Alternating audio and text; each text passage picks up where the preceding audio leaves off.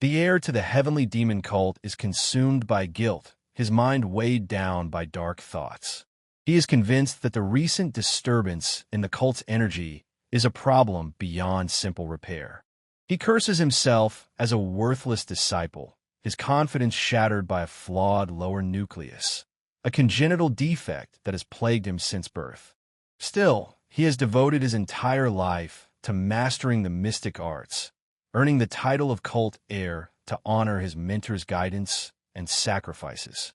Yet, his hopes for a rare remedy from Hebei crumble when it proves ineffective, leaving him scrambling for any means to aid his mentor.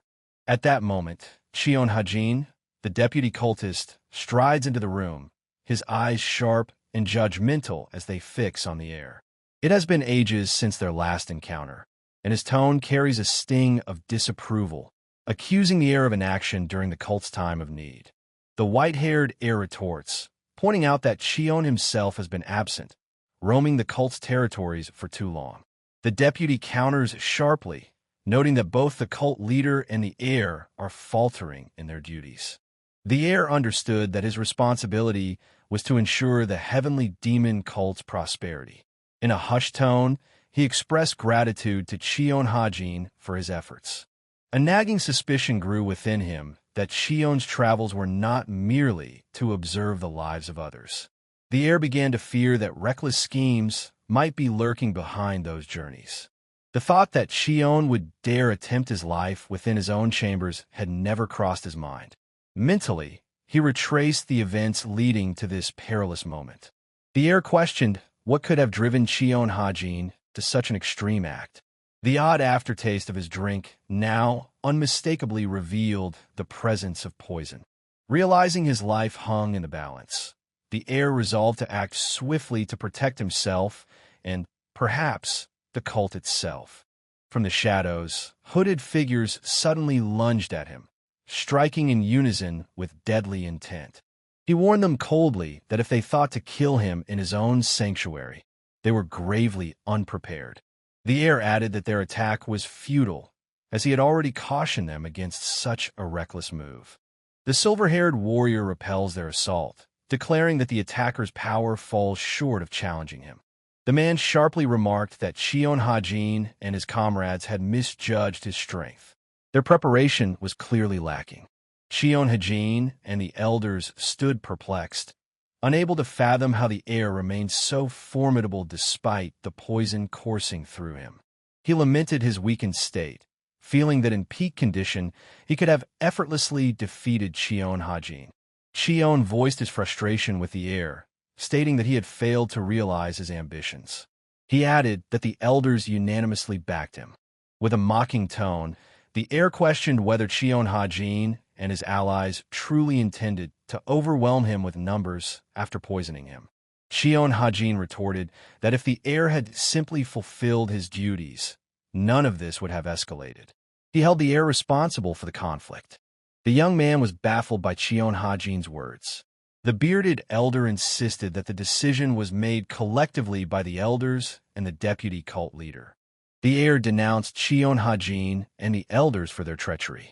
He was convinced they had betrayed the cult for their own selfish motives. In a fury, Cheon lunged at the silver-haired warrior. The heir's suspicions were confirmed by this outburst. Cheon Hajin reflected on their shared history, trained under the same master. He acknowledged that the heir still held the title of leader of the heavenly demon cult. With biting sarcasm, the heir remarked that Cheon had long schemed to eliminate him, yet persisted with this charade. The heir scorned Cheon Hajin as a marionette of external powers, his mind too shallow to see how he was being manipulated. Cheon Hajin roared in anger, accusing the heir of refusing to accept a quiet death. He braced himself to press the attack. The warrior mockingly noted that Cheon Hajin had tolerated him for so long, yet still failed to grasp his true motives. He hinted that Cheon had always been dim-witted and narrow-minded. The warrior unsheathed his blade, sneering that he would not fall for Cheon's schemes. Cheon Hajin stood stunned, unable to comprehend how the heir had amassed such immense mystical energy.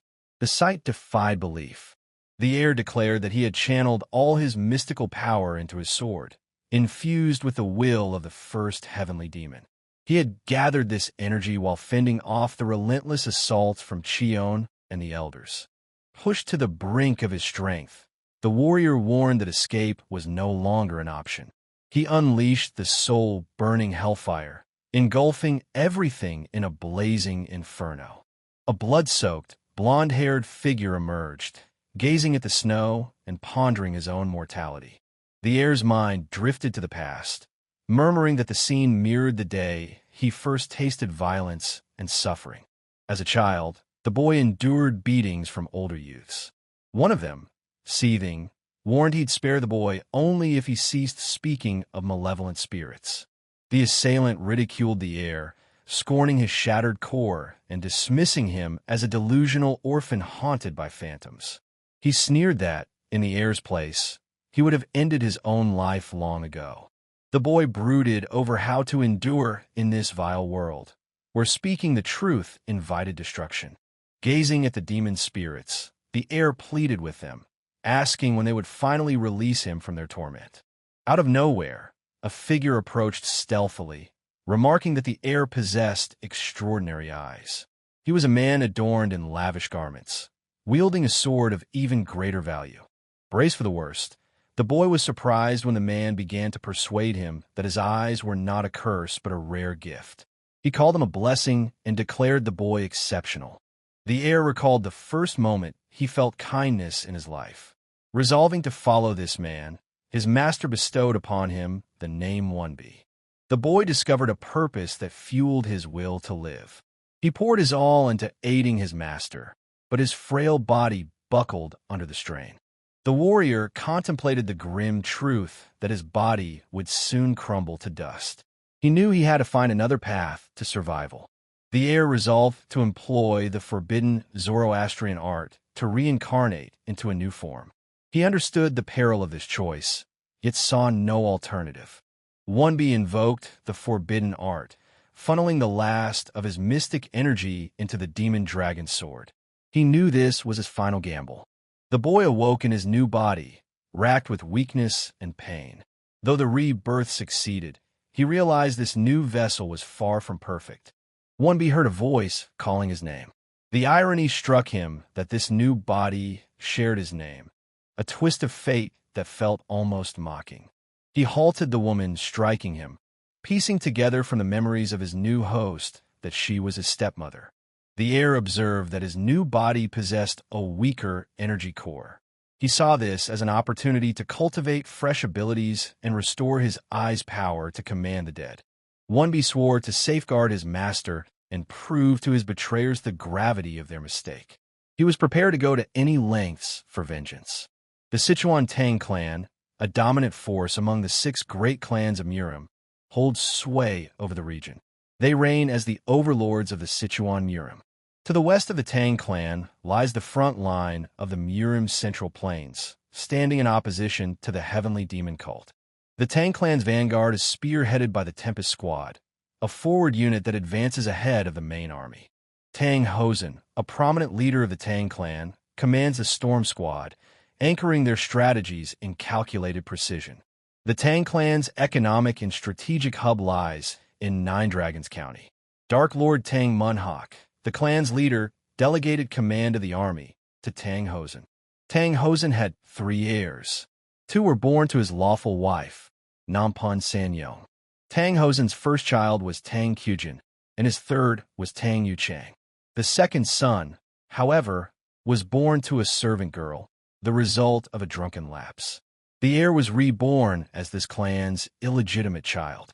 The clan scorns Tang Wenhui for his illegitimate origins, deeming him unfit to inherit. Nampon Sanyong, Tang Hosen's lawful wife, decreed that Tang Wenhui be barred from inheritance. This ruling plunged the entire clan into hardship.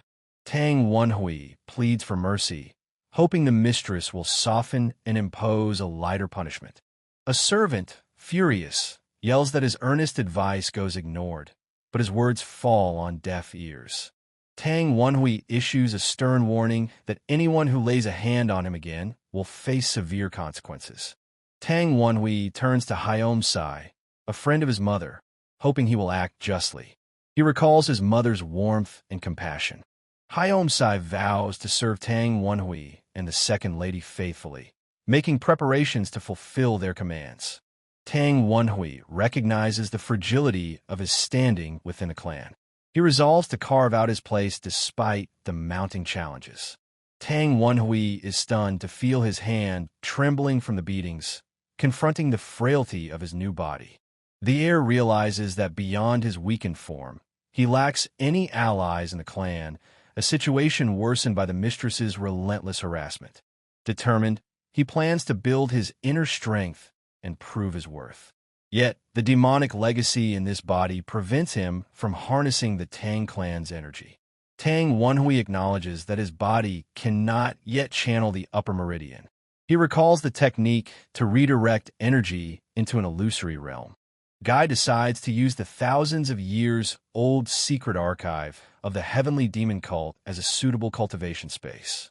The heir decides to use the poison dragon technique as it suits his current situation. This technique was developed by warriors who were expelled from the Tang clan and joined the heavenly demon cult. The poison dragon technique allows you to learn the poison arts of a demonic cult, using poison energy instead of demonic energy. Guy notices that groups in the Tang clan are popping up that use poison in a special way, making the poison dragon technique even more suitable for his purposes. Tang Wonhui realizes that using demonic arts through the poison dragon method will allow him to go undetected. However, in order to do so, he will have to experience excruciating pain and absorb a high-level poison. The heir has finally unlocked his dead eyes using the upper meridian. This opens up new possibilities for him. The guy jokes that even though he was attractive in a past life, he still feels uncomfortable if people stare at him too closely. Tang Wonhui is confronted by Deputy Cheon and the elders. They call him a madman and demand his release. Guy responds to their threats with sarcasm, saying that their reaction pleases him. He reminds them that they conspired to kill him, and now must be prepared to face the consequences. The heir encounters the Ghost King, who wonders if he's really capable of what he's up to. The Ghost King warns Tang Wonhui that if he stays in this state, he won't even be able to reincarnate. The boy angrily rejects his words. Tang Wonhui declares that he has enough people with the necessary information. He does not need the help of the Ghost King. The heir uses a tidied orb that is filled with the wrongs of the dead and is more powerful than most poisons. He decides to make it his weapon. Guy eats the orb despite the excruciating pain. He is able to stand even after taking the poison energy, much to the amazement of those around him.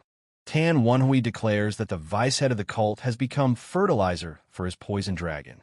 He demands that everyone make a choice. Tell him everything or be eaten. The heir learns that the heavenly demon cult is an unorthodox organization that worships its ruler as a god. The cult elders admit that their actions were motivated by fear of an organization that rules even unorthodox factions. Guy encounters a group of renegades who call themselves the Tower. They seek to surpass humanity and conquer the heavens. The renegades are described as demigods capable of mind-boggling things. Their leader is even more powerful than imagined. Tang Wonhui continues his training, gradually getting used to the poison. He realizes that it is a long process, but he is willing to go all the way. 2 months have passed. The lady of the Tang clan expresses her displeasure that Tang Wonhui has not repented or asked for forgiveness. She feels that he should have fallen at her feet. The lady is worried about how she will look into the eyes of the clan head when he returns. She doesn't know how to explain the situation with her boyfriend.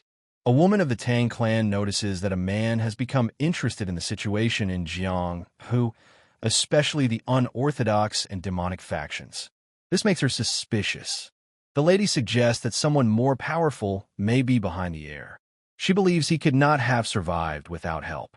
Namong discusses with his son that the boy might try to impress the patriarch to get a position in the clan. The woman orders her servants to keep an eye on the man and report to her any oddities in his behavior. The lady expresses her displeasure that the heir has not repented and does not ask for forgiveness. She believes that he should have fallen at her feet. Ms. discusses with her son that the boy may be getting help from someone inside the clan. She thinks it could be dangerous. The lady and her son decide that if the man tries to cause trouble, they can easily stop him. They are sure that his strength is not enough. The Tang clan woman believes that even if the heir tries to do something, his strength is not enough. He has only studied the basic arts of the Tang clan's energy. Namong doubts that the guy can reach a high level of strength. She thinks his capabilities are limited. The heir learns that the demonic cult has been in a civil war for 6 years. This causes him concern. Tan Wenhui reflected that a long time had passed since his rebirth through the primordial divine wheel. However, the situation was worse than he had expected. Guy learns that the sky demon is missing. This causes chaos in the demonic cult, as no one knows when he will return. The heir hopes that the master is still alive. He realizes that there is a small hope of saving him. Tang Wenhui wants to immediately go in search of the master, but he doesn't have the strength, information, or means to do so. The guy realizes that the traitors are using every possible method to find a master. This makes his search even more difficult. The heir decides to use the available information and continue his search. He remembers about the eyes that can help him in this. Tang Wenhui learns that the Dark Lord is creating a special security unit. He decides to join it to use their network to find a master. Guy realizes that his chances of finding a master will increase if he joins this unit. He also notices that he is on the verge of mastering the 12 strikes of the Furious Tiger. The heir learns advanced combat techniques taught by a traveling warrior. This martial art uses fists, palms, fingers, and feet as deadly weapons. Tan Wenhui realizes that if one strengthens the body through extreme training, one can achieve incredible results. He decides to use the poison dragon cultivation technique, taking a spiritual elixir and purifying the blood and channels. The guy faces difficulties in his training. He realizes that without the help of a master, it will be difficult for him to reach the desired level. However, he does not give up and continues to work on himself. The heir learns that the Dark Lord will be returning soon. This causes him concern, as he realizes that his enemies may try to get rid of him during the Dark Lord's visit. Tan Wenhui learns that his enemies are discussing him and planning to get rid of him. He realizes that they believe he has a secret patron behind him. The guy realizes that his enemies want to humiliate him, but he has no intention of giving up. He decides to use their plans to his advantage. The heir notices that his enemies want to recommend him to the security division. This gives him mixed feelings as he realizes it could be a trap. Tan Wenhui is contemplating getting into the security division. He realizes that this could be his chance, but also realizes that his enemies could use it against him. A guy receives a tonic from a lady who had previously forbidden him to eat or drink. He realizes that it might be part of her plan, but still decides to accept the gift. The heir leaves the tonic, realizing that the lady wants to see him drink it. He decides to be careful and not fall for her tricks. Tang Wenhui realizes that the lady has put madness poison in his food. However, thanks to the poison dragon cultivation technique, the poison will not affect him. Tan Wenhui notes that poison recordings can restore energy and even enhance it. However, large amounts of poison can poison the brain with toxins. The guy discovers that the lady slipped him poison. He is furious because how dare she slip such a thing to the master. The heir orders his men to follow the lady and find the sorcerer who is helping her. Tan Wenhui realizes that the lady wants to drive him crazy with poison and then use magic to turn him into a puppet. A guy meets a martial arts master assigned to train him. The martial artist, Tang Gong, introduces himself as one of the 5 strongest masters in the 9 Dragon Division. The heir notices that Tang Gong is so lazy that he stopped performing his duties long ago. He wonders why he became his master. Tang Wenhui learns that Tang Gong only agreed to train him because he was too lazy to help with the preparations for the festivities. The guy realizes that the lady made it seem like she cared for him, but actually wants to hijack his mind to humiliate him in front of the head of the clan. Tan Wenhui asks Tang Gong what he will teach him. Tang Gong replies that he was asked to train Wenhui for only 4 days before the clan leader's visit. Tang Gong begins his training with the shadow movement technique. He explains that this is the foundation of the martial arts used by the young Master Cosman. The teacher demonstrates the shadow step, leaving clean footprints on the ground. He invites Tanu 1B to follow them to understand the technique. Tang Gong states that the shadow step is ideal for use with ladies or concealed weapons. He compares his son to a guy to emphasize his skill. The master shows how to perform the shadow step and invites the man to repeat it. He is sure that the heir has learned everything. The guy claims to have learned the shadow step. However, Tang Gong doubts it, as the man has never studied martial arts before. Tang Gong explains that the shadow step is quite difficult. Even brilliant students like himself take 5 days to master it. Tan Wenhui jokes that Tang Gong calls himself a genius. Tang Gong confirms that it takes 3 months to fully understand the shadow step. Wenhui insists that he has learned the shadow step. Tang Gong doubts it, saying it's not something you can just see and repeat. The guy offers a bet, 30 silver coins on him mastering the shadow step correctly. Tang Gong is surprised at this bet.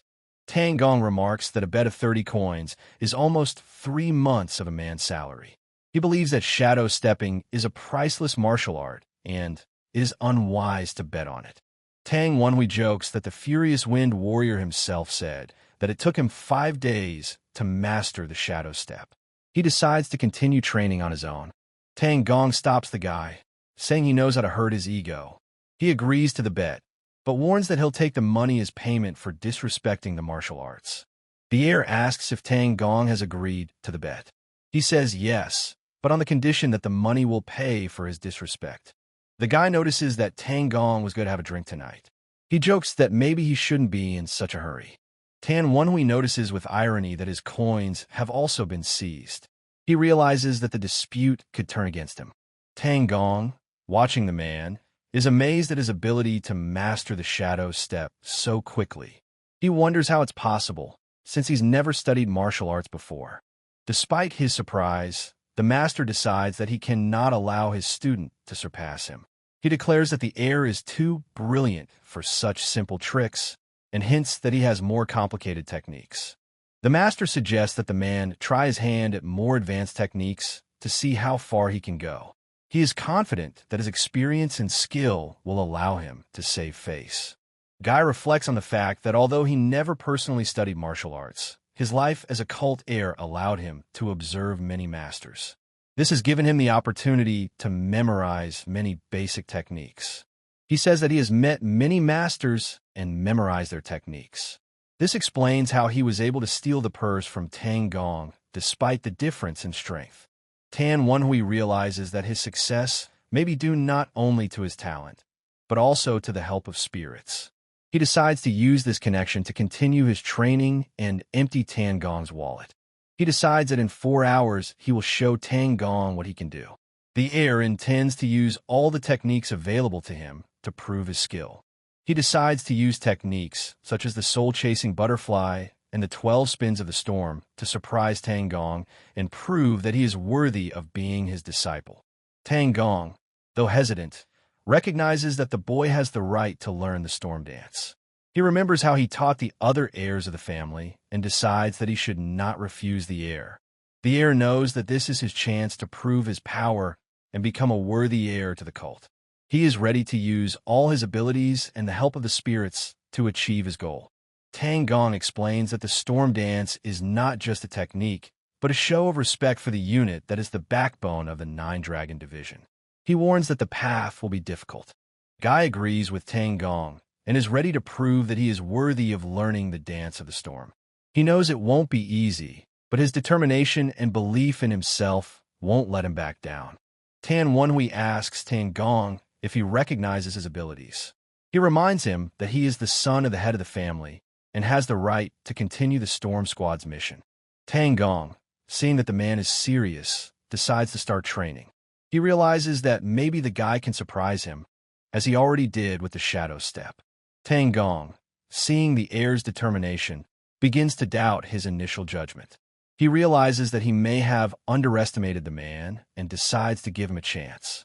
The boy remembers how the Storm Squad came to ruin after the defeat. He reflects on the fact that now they have a chance to become a real storm again. After that terrible defeat, the Storm Squad has lost its former glory. Tang Wenhui feels that this defeat has left a deep mark in his heart.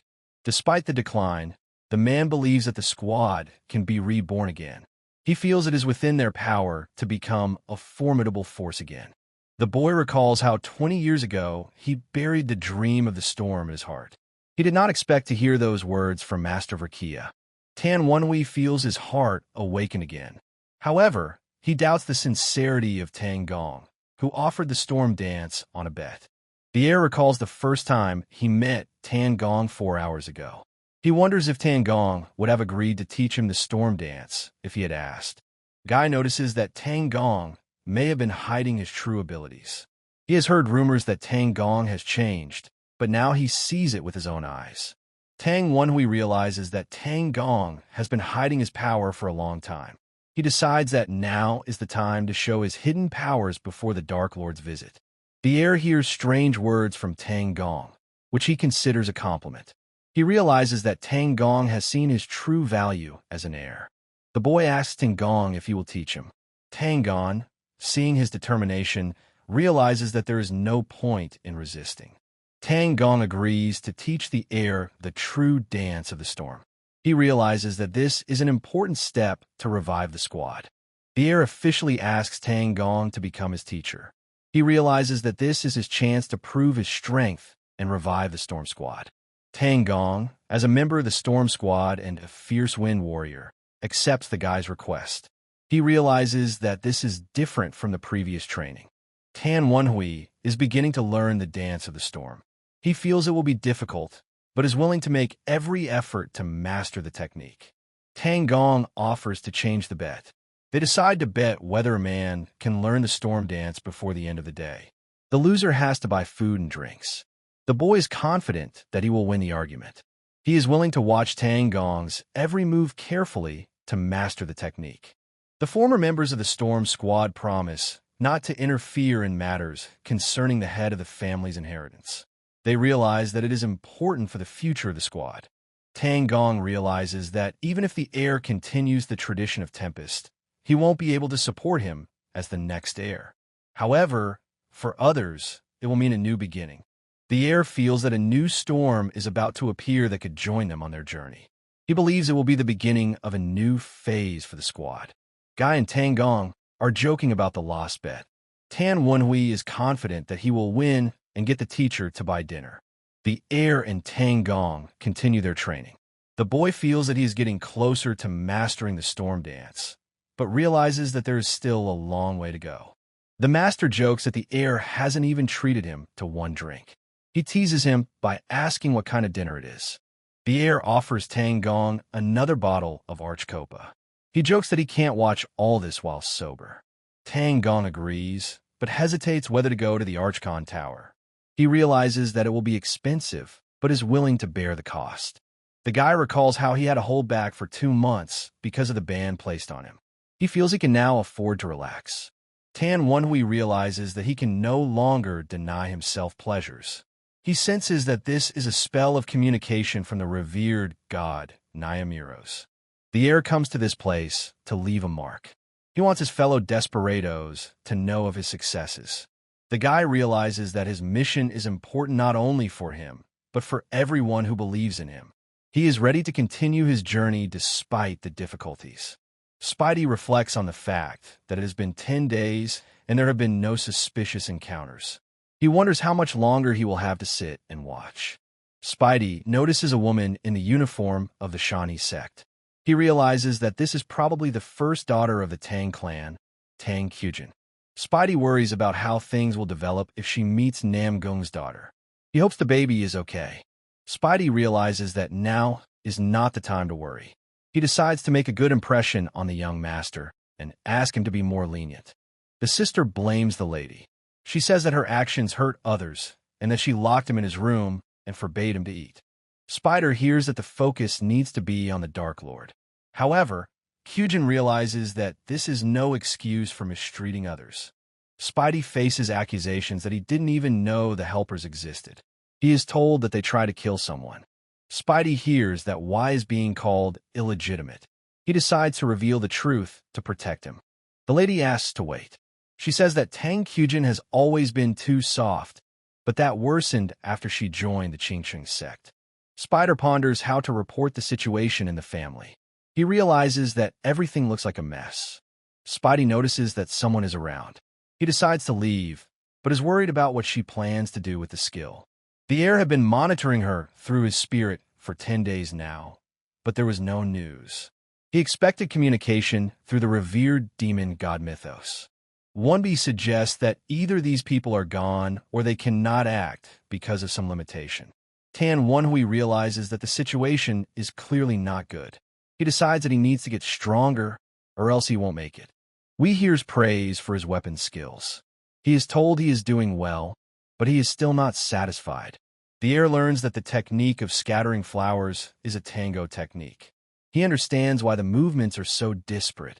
1B notices that many holy blades have complex movements in their techniques.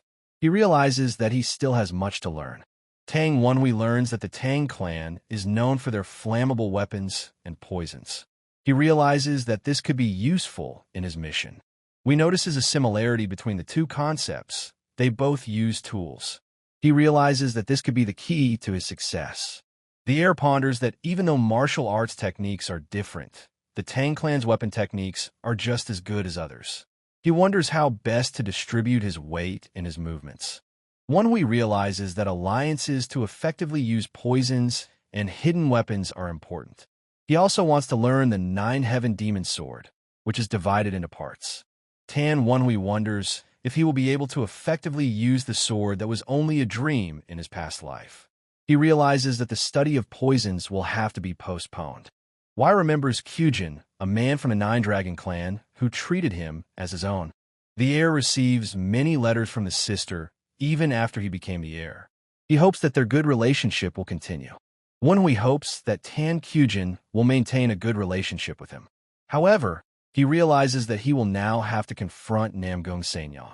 Tang Wonhui learns that Kyujin will visit the elders first. He realizes that he must hurry before his sister arrives. Wai hears that he is being praised. He realizes that his efforts do not go unnoticed. The heir is thankful for the support.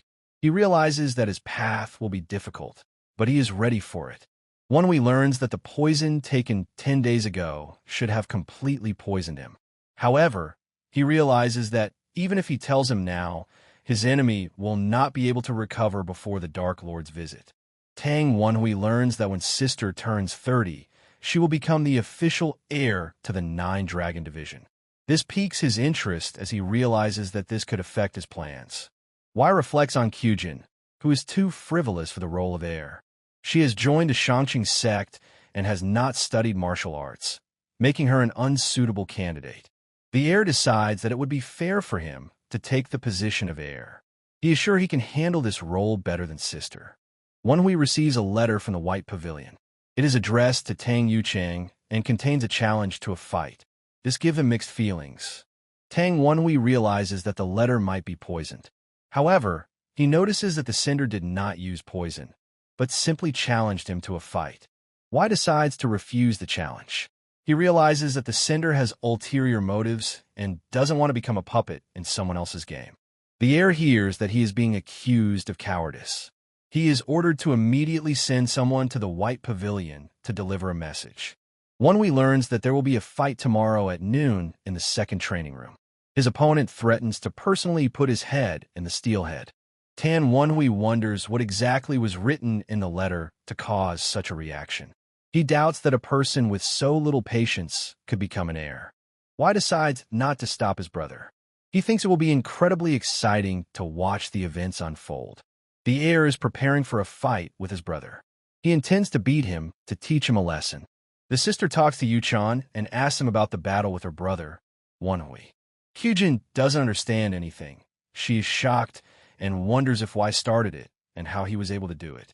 Tang Kyujin senses a strange, ghostly energy while near the White Pavilion. She tries to understand what this energy is and where it is coming from. The sister sees new symbols that seem to be connected to some kind of power or energy. She tries to decipher them to understand what they mean. Kyujin notices traces of death energy and remnants of poison. The place looks like the abode of a madman, and she wonders what kind of martial arts were used here. Tang Kyujin continues to study the energy traces. She realizes that this place is connected to something dark and dangerous. The sister has detected a ghostly energy. She wonders how it appeared and what it means for him. Kyujin sees another set of symbols that seem to be connected to some kind of power or energy. She continues to try to decipher them. Wonbi is confronted with a cruel greeting from his sister. He is surprised by her behavior and wonders what caused such a reaction. Tang Kyujin apologizes for her reaction, but admits she didn't expect to be attacked. Wai explains that he was attacked while using the poison dragon technique, which is why he couldn't react in time. The heir worries that if her poison level and fighting ability become known, his plan will fail. He suspects that Nagan Sanyong may have sent someone to scout him before the battle. The sister admits that she was worried about her brother because of their mother. She feels that her stepmother may have been involved in the attack. Kyujin is relieved that her brother is all right. Wonhui notices that sister is looking at him the same way his master did, who is the only one who cared for her. Tang Kyujin notices a strange energy emanating from her brother. She wonders if he has gotten involved in dark deeds, suspecting that he is using poisons. Her sister is surprised to learn that her brother has combined mystical energy with poison. She wonders how this is possible. Wai confirms that it's the cursed poison. He says that he actually just combined mystical energy with the poison to create that effect. The heir realizes that it will be difficult to hide the energy of his death from prying eyes. He decides to pass it off as another energy. Wonbi confesses that this is the only poison he can use without the help of his family. He realizes that this may sound implausible. Kyujin wonders if it is natural for their family to disregard morality in order to achieve more power. Tan Wonhui challenges sister, suggesting that she try to stop him with her own powers. Tang Kyujin notices that her brother has changed a lot. Wai realizes that he no longer wants to rely on protection like he used to. The heir decides to set a clear line in their relationship, even if it will affect their bond. Sister realizes that Guy's words are awakening her thirst for battle. Tang Wonhui notices that her energy and desire to kill are growing stronger. Kyujin recognizes that her brother has exceeded her expectations.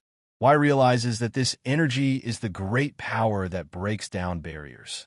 The heir ponders the celestial ghost stream, which is most likely the source of the sister's power. He admits that he has been doubting this for some time. Wonhui wonders why Kyujin, first in line for the inheritance of the Nine Dragon family, needed to become a member of the Qingqing sect. Tan Wonhui reflects on the inner strength that makes the bearer unrivaled. He realizes that this talent is the key to breaking down barriers. Wai realizes that strength is rooted in the soul. He realizes that these trainings and methods are unique. The heir recalls the factors that made Kyujin a tireless killer. He attributes it to the Tang clan's teachings, which preach victory at all costs. Wonbi offers to discuss her energy, but first wants to know more about her sister's power. Tang Kyujin admits that she forgot why she came. She apologizes for pointing her sword at her brother and interrupting his training. Wai notices that sister easily takes away the blood desire caused by the heavenly ghost stream. He realizes that Qingqing's training is paying off. The heir offers Kyujin some tea, noting that she is quite strong. Sister enjoys the delicious tea that Wonhui brought from Heaven's Eye Mountain. She is surprised that Tang Wonhui turned out to be an expert at it. Kyujin thanks her brother for the tea and notices that she brought something else with her. Tan Kyujin shows why the dried fruits she brought. The heir jokes that not that he likes them, but he feels he should thank his sister. Wonhui jokes that it's not that he loves them, but he feels he should thank Kyujin. Sister agrees that the fruit is indeed delicious. Tang Wonhui wonders how Kyujin, who previously exuded a desire to kill, can now be so calm. Wai wonders what brought sister to him. He realizes that Tang Kyujin has changed, but he still can't get used to it. The heir assumes that Kyujin has come to interfere with his fight with Yu Chang tomorrow. She admits that this is partly true. The sister comes to apologize to Wonhui. She knows what their mother and Chan did to him, but realizes that her apology is no substitute for theirs. Tan Wonhui doubts that Kyujin's apology can replace their mother's actions. However, Sister insists that she still wants to apologize. Wai admits that he's going to fight Chan anyway. He was worried that Sister was pushed into it, but now he sees that it's part of her plan. Tan Kyujin asks Guy if he's sure of his decision. She realizes that Wai is strong, but Chan is a serious opponent. Sister shares with the heir that she has heard about Chan's plans. She knows Chan is up to something, but she doesn't know the details. Tan Wonhui admits that he has a trump card up his sleeve, too. Ever since he was slipped the poison of madness, he knows that his opponents underestimate him. Kyujin warns Wai that even if he wins, their mother's influence in the house must not be forgotten. If Chan loses, his mother will do anything to cover it up. The heir suggests that Sister come to the second training site tomorrow. He realizes it could be important to their plans. Wonbi is thinking about the fight at hand. He realizes the stakes are high and is willing to do whatever it takes to win. Tan Wonhui realizes that his plan could cause problems for their mother. He knows that news of his victory will come as a shock to her. Wai notices that their dear Yu Chang is nervous. He realizes that this could play into their hands. The heir decides to set up a little provocation so that Yu Chan can have some fun. He knows it might help them in the upcoming battle. The master reflects on how much effort Wonhui has put into preparing for the upcoming fight. He realizes that it was not easy. A crowd is gathered to watch the upcoming battle. People are discussing who will be the winner, and some have come for work to keep order. Tang Day notices that there are a large number of people gathered around. He realizes that everyone is waiting for the spectacle, but he is more concerned about the outcome of the battle. People in the crowd are discussing who will be the winner. Many people think that Yu Chan will win because he has been practicing longer than Wai. Teacher hears people discussing that the heir was the one who initiated the duel. This gives him mixed feelings, but Wonhui is ready to prove that he challenged Yu Chan to a duel for a reason. Yu Chan wonders why he decided to take this duel in the first place. He realizes that it was a risky move, but he believes in his own strength. Tang Wonhui spread the news of the duel and opened the doors to anyone who wanted to watch. He realizes that it has attracted the attention of the whole neighborhood, but thinks it's a good way to teach a lesson. Yu Chang notices that all the slackers in town have come to see the fight. He jokes that it will be a good lesson for everyone. Yu Chan faces provocation from Wai. The heir mocks him, saying he is worried about his mother. Yu Chan responds to the provocation by saying that Guy's mouth is as dirty as their mother's. He is ready to fight back. Tang Wonhui continues his taunts, hurting Yu Chan's honor and mother. Yu Chan is furious and calls Wai a bastard. He is ready to fight back and will not tolerate the insults. Yu Chan threatens the heir, saying he'll bury him in his lousy mouth. He's ready for a fight and has no intention of backing down. Wonhui notices that Tang Yu Chang came to the arena first. He is surprised because he was the one who initiated the duel. Tan Wonhui realizes that his brother is easily pissed off. He notices that things are going in his favor, and that gives him confidence. Wai declares himself a representative of the White Pavilion and expresses his desire for the title. Despite this, he wishes good luck to his opponent. Yu Chan notices that Wonhui was supposedly frightened as soon as he stepped into the arena. Tang Wonhui uses a private whispering technique to throw him off balance. The heir watches his manners, while Yu Chan acts like he's the one who invited the duel. Wai realizes that it's not the behavior that matters, but the outcome of the battle. Wonhui realizes that Yu Chan is a rising star at home and is considered a genius. He knows not to underestimate him. Tan Wonhui starts the fight with provocation, asking if Yu Chan is ready for a verbal altercation. He's sure this is just the beginning. Wai is confronted by the smoke screen that Yu Chan uses. He didn't expect this move, but he's ready for the unexpected. The heir loses visibility due to the smoke screen. He realizes that Yu Chan is using stealthy techniques, but doesn't panic. Wonhui ponders that using a concealed weapon without cover doesn't make sense. He notices that Yu Chan is not attacking recklessly. Tan Wonhui uses the shadow cover step to avoid being attacked from behind. He reminds Yu Chan that Master taught him this technique. Wai continues the fight using his skills and technique. He realizes that Yu Chan is strong, but he has no intention of giving up. The heir is ready to show Yu Chang what he can do. He is confident in his abilities and intends to use all his skills. Yu Chang uses the shadow cover chi technique, which makes him invisible to his opponent. It is a powerful technique that allows him to hide and attack stealthily. Wenhui understands why Yu Chan is called a genius. He will have a hard time tracking him down in the smoke, but he has no intention of giving up. Tang Wenhui notices that Yu Chang's mastery of shadow cover is not high enough to hide from his dead man's eyes. He also sees the bloodlust oozing out of his opponent. Wai realizes that even without the dead man's eyes, he would have been able to track down Yu Chang. He notices that his opponent's shadow cover has improved, but it's still more like a game of hide and seek. From the stands, they notice that Yu Chang's shadow cover has improved, but it still feels more like a game of tag. The heir is ready for the next step. Tangjin assumes that Yu Chang is simply avoiding attacks until the smoke clears. He is prepared for the fight to become even more intense. The teacher realizes that even if the smoke clears, it will all be in vain if Yu Chan can't land a good punch. He remembers that he taught Wai a move for such an occasion. Tang Gong jokes that he's done more than Madame asked. He realizes that Yu Chan thinks he's terrible, but Master is ready to prove otherwise. They all say they're the best in the world. The fight goes on. Yu Chan realizes that the smoke is beginning to clear and decides to put an end to this battle. He was going to show mercy, but now he sees that Wenhui himself is to blame for the battle dragging on. Tang Wenhui notices that Yu Chan avoids attacks by using the shadow cover step.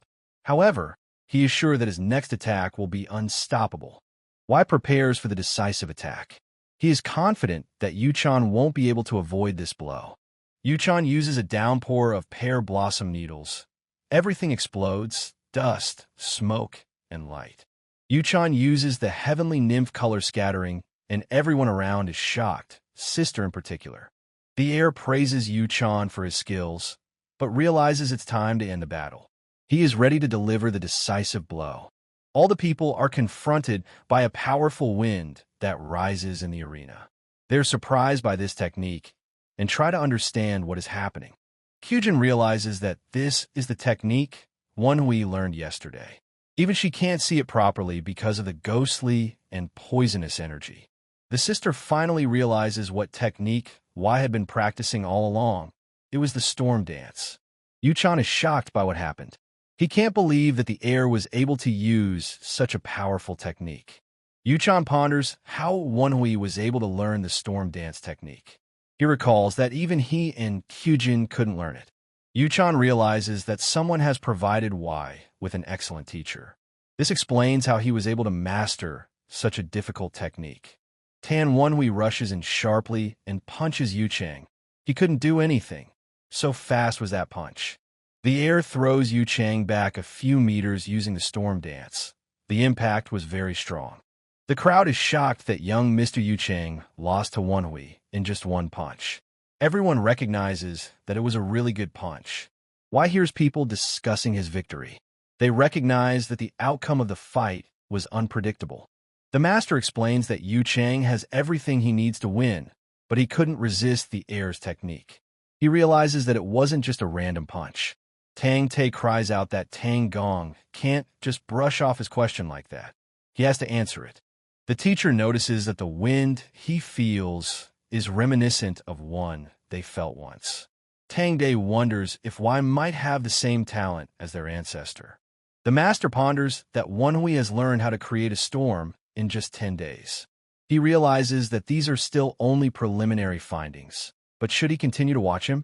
Tang Gong can't believe that the heir is still creating wind. He begins to realize what is about to happen. Tan Wenhui wonders if it is worth fighting his brother.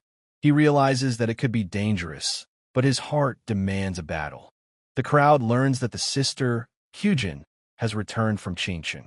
She is the heir to the Nine Dragon family, and her return could change the course of events. A man in the crowd remembers that he hasn't seen Tan Kyujin in years. He realizes that her return may mean that she's going to fight Wai. The crowd is in anticipation of the battle between Wenhui and Yu Chang. Everyone wants to see the skills of Sister, who can also take part in the battle. Tang Te notices that the situation is getting out of hand. He asks Master if the heir has a chance against Kyujin. The teacher thinks that if Wai defeats Sister, she can claim to be the heir. But if she loses, all the attention will go to her. Tang Gong realizes that refusing to fight in this situation could damage their reputation. She wonders why Wonhui is asking for conflict. Sister feels that her heart is demanding a battle. She realizes that she must deal with her desires, but it is not so easy. Gong realizes that they need to worry about Y's position in their family now and apologize to him for past mistakes.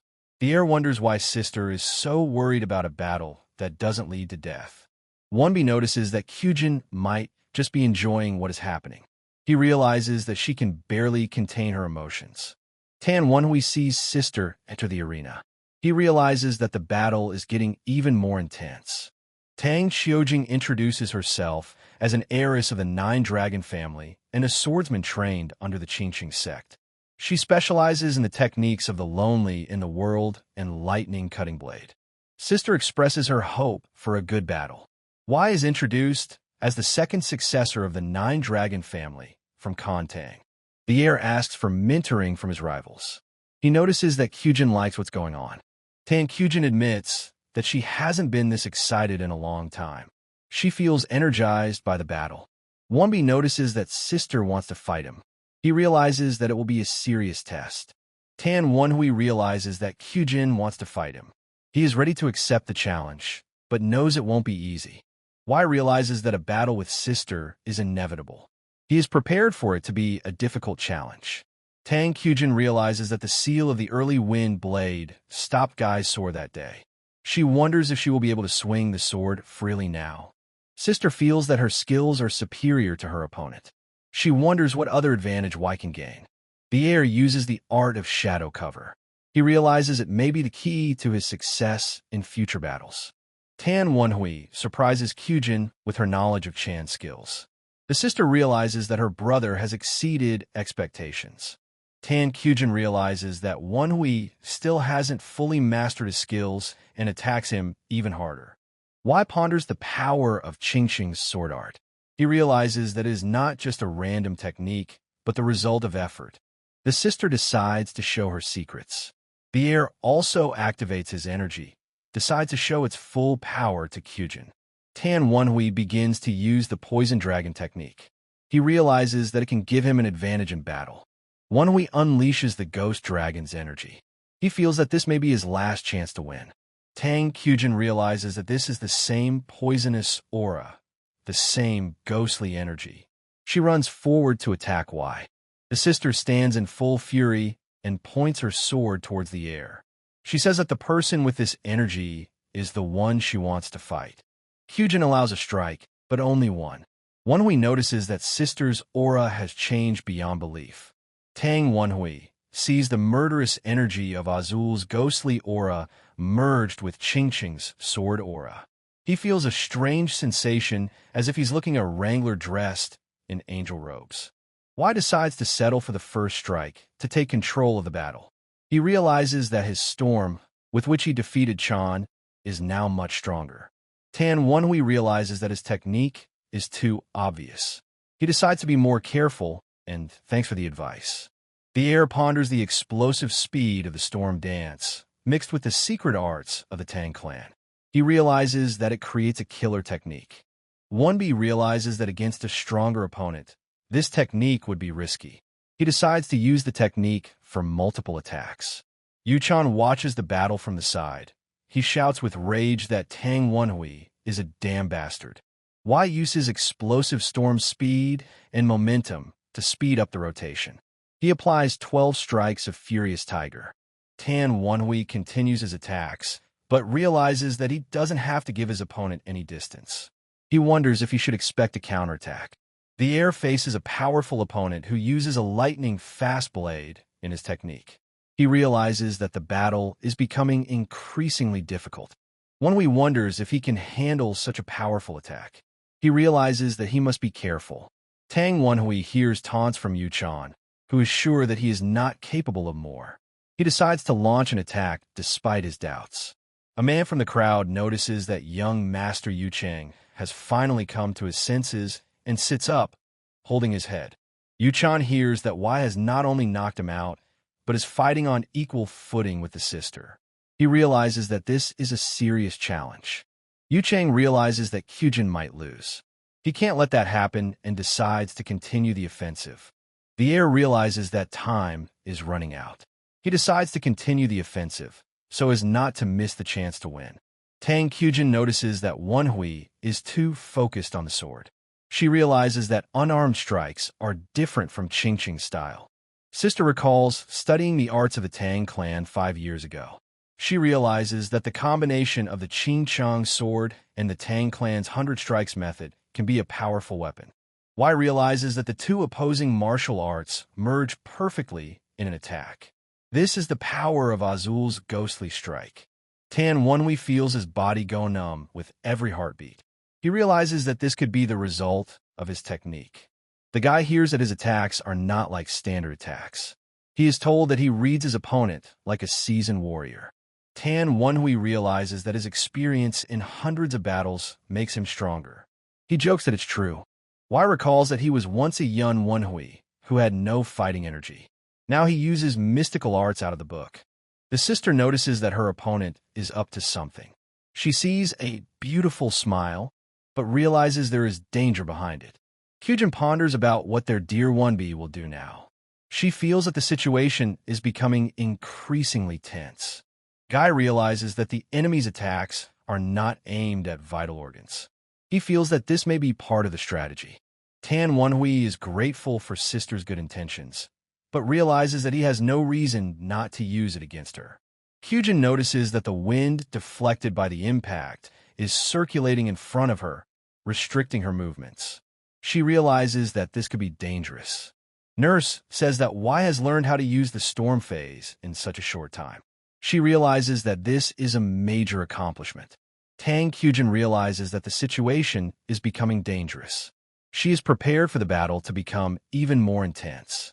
The heir made his impact, flashes of light, pieces of rocks flying around. It was like the most real and powerful explosion. All the people are shocked. The people in the stands are shocked. The crowd is shocked. Yu Chang is shocked. They all didn't expect this incredibly powerful kick. We see Guy, with the wind still flying around him, the remnants of the force of his punch. His eyes are black and his fist is out in front of him. He stood up proudly, and now it was clear this blow was the decisive blow in his battle with his sister, Tan Kyujin.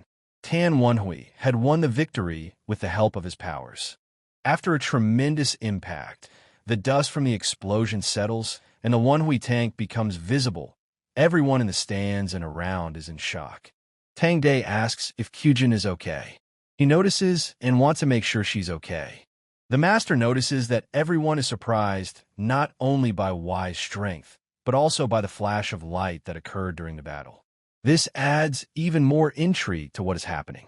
The heir realizes that the flash of light they saw was not accidental.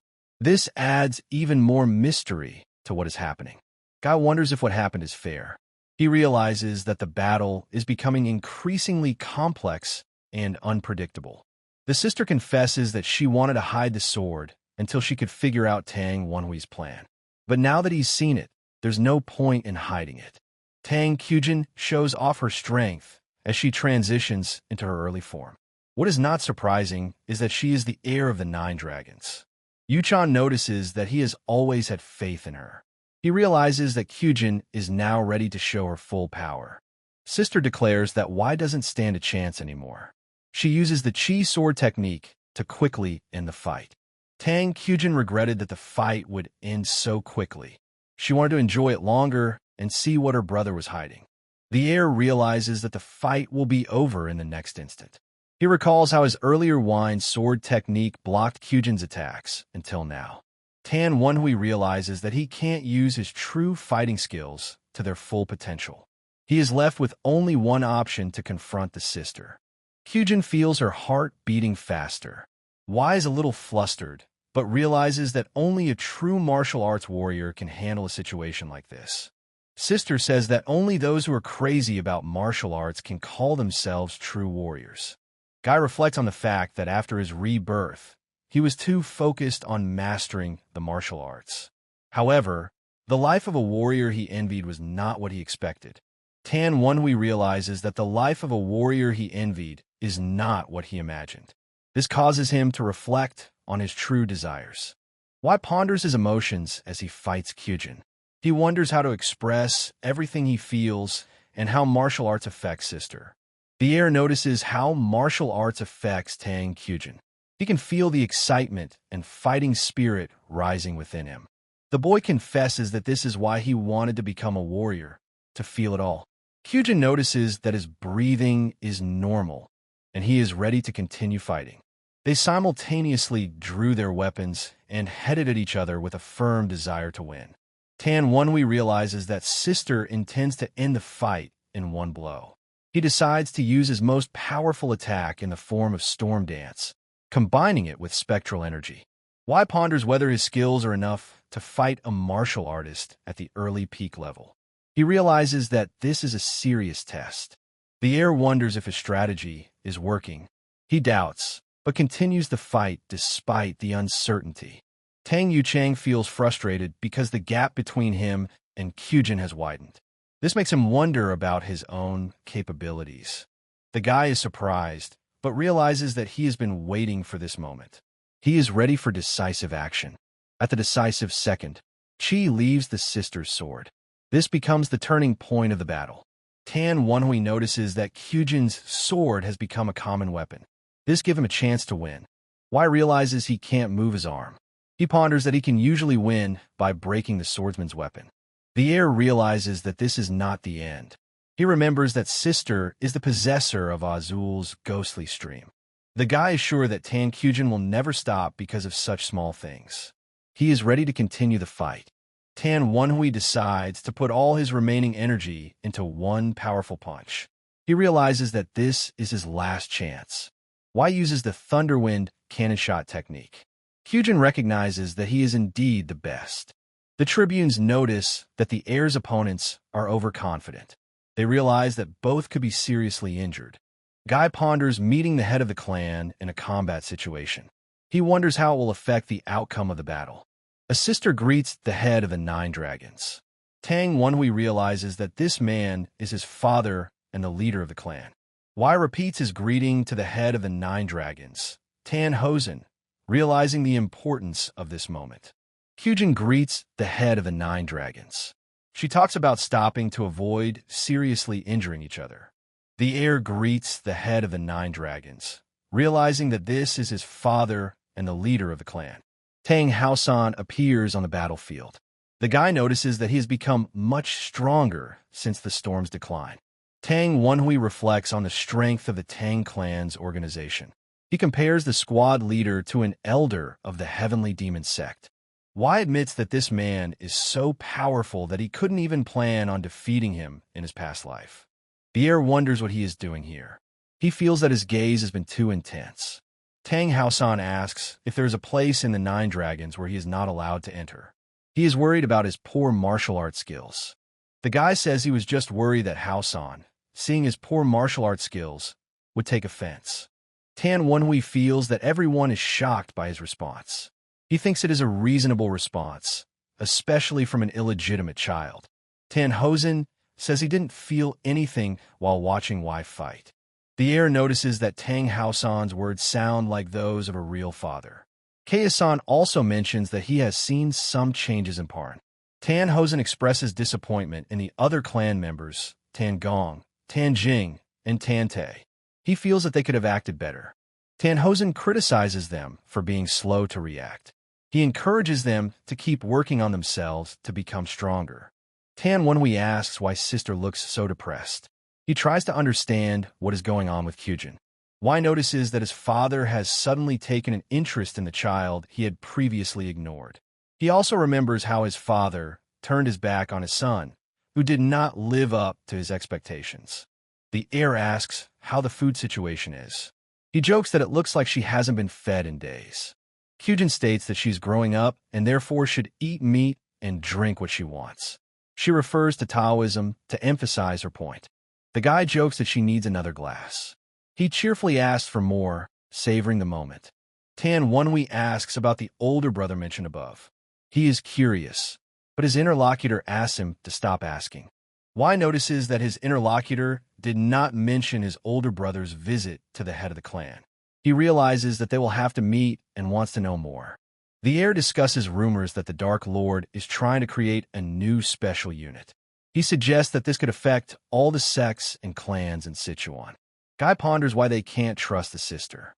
He suggests that there may be something more important behind it. The teacher asks if this is the friend he was going to invite. He jokes that you have to be softer in the training room. Kyujin is surprised that Uncle Tang Gong came here and she wasn't warned. Master jokes that the meal was probably on him. Sister asks why Y is so informal. She says that her brother doesn't understand what kind of person this Tang Gong is. Tang Wenhui learns that Guru is actually his father's fighting brother. He recalls how he saved him during the Keel Sand bloodbath. The heir turns to Tang Gong, asking what's wrong. He notices that the master looks confused. The boy confesses that he doesn't know how to apologize properly to his uncle. He feels embarrassed and apologizes for his impoliteness. Tan Wenhui is sure that his uncle will understand him if he apologizes properly. However, he notices that sister has probably made the situation more difficult. Y asks what his interlocutor thinks of the old Storm Squad, the Righteous Wind Squad. He tries to understand how it relates to current events. The heir notices that his interlocutor is in an awkward situation. He agrees that it's not interesting, but admits that he was right. Guy reflects on how through this conversation he has attracted the attention of the old Storm Squad, Kyujin, and Tan Hosen. He realizes that this could have repercussions. Tan Wenhui didn't think the situation would go this far. He begins to realize that their journey could be a very long one. Y is warned that if they go too far, they may be killed, thinking they have escaped. He realizes that he has to be careful. The woman notices that they have arrived unannounced. The heir wonders if there will be something important there. Spidey learns that a colleague who poisoned the young master lives in the temple. He senses a strong dark energy and wonders who this man really is. The figure thanks them for coming and remarks that the temple master told them to meet them. Namong wonders how the temple master knew of her arrival. His insight is impressive, but it also causes a slight unease. The spirit notices that the temple master is waiting for them inside. She invites them in, and Namong realizes that this is a kind of zombie in the translation of the original. Namong notices that the temple master is waiting for them inside. He invites them in, and Namong realizes that this place is a kind of zombie in the translation of the original. The spirit ponders the fact that this place does not look like a sorcerer's dwelling. He wonders if what they have already said is enough. The spider realizes that he needs to follow the young master's orders to listen to his request. He is ready to act decisively. The horned spirit asks for light divinations to be sent to him. The Storm Lord is told that Madame Namong has arrived and must be let in. Overlord notices that she's here because things haven't gone according to plan. He tries to figure out how to fix the situation. Namong asks who puts more into the needs of the temple than others. She tries to understand who is behind it. Lord Stormlord is surprised to see her loved ones. She notices that the Maoshan sect requires a little more time to finalize their plans. Namong says that if it works out, she will add another cow. The Lord thanks Madame Namong and grants the favor of their god. The Lord recalls the request she came with last time. She recalls the need to brainwash the concubine's child. Namong notices that the situation has changed. She needs something faster and more reliable to cope with the new circumstances. Tan Wenhui admits that he thought he was just a pawn to be used and discarded. However, he now realizes that his actions and Kyujin's attitude could get him into a lot of trouble. Y asks if it's possible to turn him into a jiangshi. He realizes that this may be the only way to deal with him. Spidey notices that it will be difficult for the young master to handle this on his own. He realizes that he needs to act quickly. Spidey jumps up and stumbles upon the ringing jiangshi.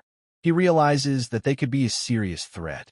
Spider learns that the Maoshan sect faction has turned into the Heavenly Demon Cult.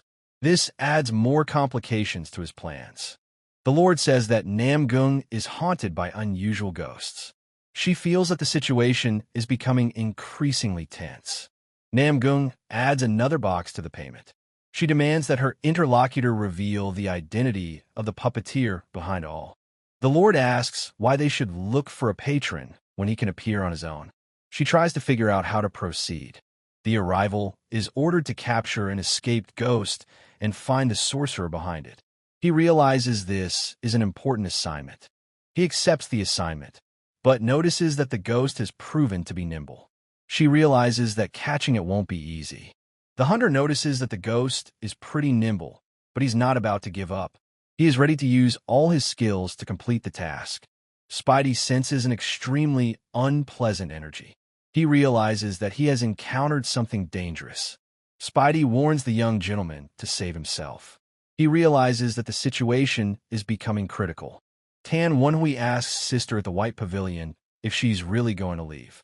She replies that she will leave as soon as she sobers up a bit. Wai ponders the fact that she will be tried to be stopped from now on. He realizes that Tan Kyujin knows this. The spirits wonder how a man with such a character could be the child of Tan Hosen and a girl from the Namong family. They try to understand his nature. The heir notices that something has changed in him after today's battles. He feels that his fighting skills have become more refined. Guy ponders that the reason for his delay in fighting might have been due to the fact that he is still new to martial arts. However, he now feels that the delay is decreasing. Tan Wenbi asks if his interlocutor has heard of accumulated merit. He tries to understand how it is related to his inner energy. Wai learns that increasing his internal energy depends on training, education, family influence, and hobbies. He realizes that his growth will depend on his merit. The heir comes to realize that accumulated merit depends on reputation. He realizes that it doesn't increase his internal energy much. Guy reflects that the merit accumulated over the years in Tan Wenhui's body and his new merit are very different. He suggests that this may be the reason for the delay. Tan Wenhui realizes that his accumulated merit has begun to harmonize with Tan Wenhui's. He realizes that he has come to accept Tan Wenhui's personality as his own. Wai admits that he subconsciously thought Tan Wenhui's body was another person's body. Now, he begins to see it as his own. The heir notices that his thoughts have changed since the duel. He now uses martial arts not in Tang Wenhui's body, but as his own. The guy realizes that his subconscious barrier is slowly eroding. He feels that now he will be able to succeed more easily in martial arts. Tan Wenhui remarks that harmony between body and soul is necessary to perfect the mystic art. He believes that the stronger the connection between Tan Wenhui's body and young Wenhui's soul, the faster he will reach his former level of mastery. Wai realizes that the sooner he achieves harmony, the sooner he will return to the level of mystic arts he had in his past life. Sister feels sadness and guilt at the hardships Guy has had to face. She notices that Tan Wenhui has begun building his own castle, and now its walls will only grow higher. Kyujin realizes that Mom won't wait for Wai Castle to be completed. She realizes that she needs to act faster. The heir notices that it is a ghostly mist caused by Kinyawari's poison-making style. He already knew they were using ghostly sorcery. Tan Wenhui sees that they have finally gotten a hook. He decides to see how strong this fish is. The swordsman notices that the trail has brought him here. He assumes that the patron behind the concubine's son is using a special kind of ghostly sorcery. The hunter realizes that if the trail breaks here, the sorcerer must be nearby. He looks forward to meeting him. The assassin explains that the ghostly mist has mind-blocking properties. If he limits the formation of the mist, it can help in the fight against the sorcerer. A hunter wonders where his victim is. He senses that something is wrong and tries to figure out where the trail leads. The swordsman suggests that the sorcerer did not use ghostly sorcery himself. Instead, he used the concubine's child to activate mystic arts techniques. The assassin realizes that the puppeteer is smarter than he thought.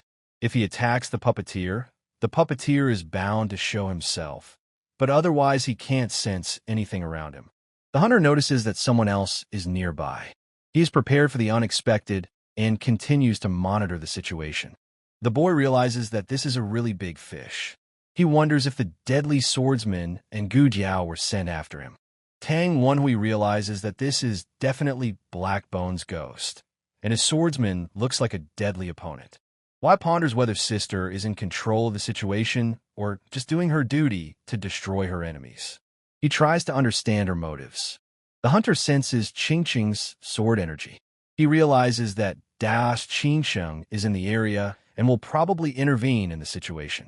The assassin notices that the girl who is supposed to be Tangjin is here. He is surprised by her presence and tries to understand why she is here. Hunter realizes that he won't be able to handle Kyujin. Even if he achieves his goal, he won't be able to fight at full strength to avoid injuring his sister. The swordsman notices that Tang Kyujin might start torturing him. He wonders what she's thinking about. Kyujin realizes that he needs to stop thinking and just die. She realizes that Hunter might actually die here. Hunter recognizes that he may indeed die here. He is ready for decisive action despite the danger. The assassin confesses that he felt sorry for sister because she is Lady Namgong's daughter. He realizes that this affects his attitude towards her. The hunter increases in size using the ghost transformation technique. At this time, Tang Kyujin looks up at him and doesn't know what to do. The swordsman says that if Kyujin backs off, the situation will be easier for both of them. He tries to find a way to avoid further conflict. Hunter says his mission is a request from Mrs. Namgong. Sister thinks about defeating the enemy, finding out who is behind it, and convincing Mom to turn from this path. Swordsman senses the anti-demon energy. He notices that Kyujin is a really stubborn bitch, and that adds to the complexity of his fight. Killer ponders that if the sister wasn't so stubborn, things might have been easier. He realizes that the battle could be protracted. Hunter admits that he doesn't know when the puppeteer will show up. He realizes that he will be in a losing position if the battle continues. He notices that his target remains the son of the concubine. He realizes that the fog will soon weaken, and he has no choice but to use Gudao. Tang Wenhui sees that the enemy has finally used Gudao. He thinks it would have been better if the stubborn Kyujin had fought Gudao, and the deadly swordsman would have come later. We notices that his interlocutor is making noise in the night. He tries to understand what is going on and is ready for the unexpected. The heir uses the first stage of his violet eyes on the spirit demon and uses the evil ghost's torment technique. The guy admits that he didn't expect this turn of events. He realizes that he didn't quite expect such a strong effect. Tan Wenhui realizes that Gudao, above all, has a strong body. He notices that the attack was necessary, but his interlocutor is too excited. Wei offers 2 courses of action. He is ready to take decisive steps to end the conflict. The killer hears a scream and realizes that his companion is trying to stop him. He is ready to take decisive action to end the conflict. Hunter notices that the puppeteer has taken control of the spirit. He realizes that this means the enemy is somewhere nearby, which makes the situation even more dangerous. Sister delivers a crushing blow. She says the hunter beckons her to cut him down. Tang Kyujin delivers a crushing blow. She says that the hunter beckons her to chop him up. That's exactly what she does to Hunter. Hunter loses his left arm and tries to collect himself. He wonders why Kyujin just cut off his arm. Hunter notices that Sister has not backed down because of Mrs. Namgong. She plans to tear him apart to make him realize his mistakes. Tang Kyujin is surprised by her opponent's behavior.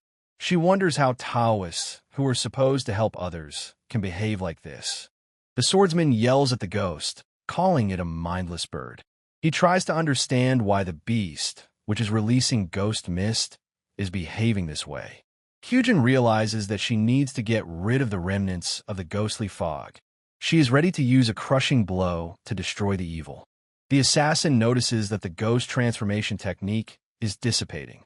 He realizes he needs to find a way to escape. The hunter sees that the remnants of the ghostly mist are still here. He is ready to use them to his advantage.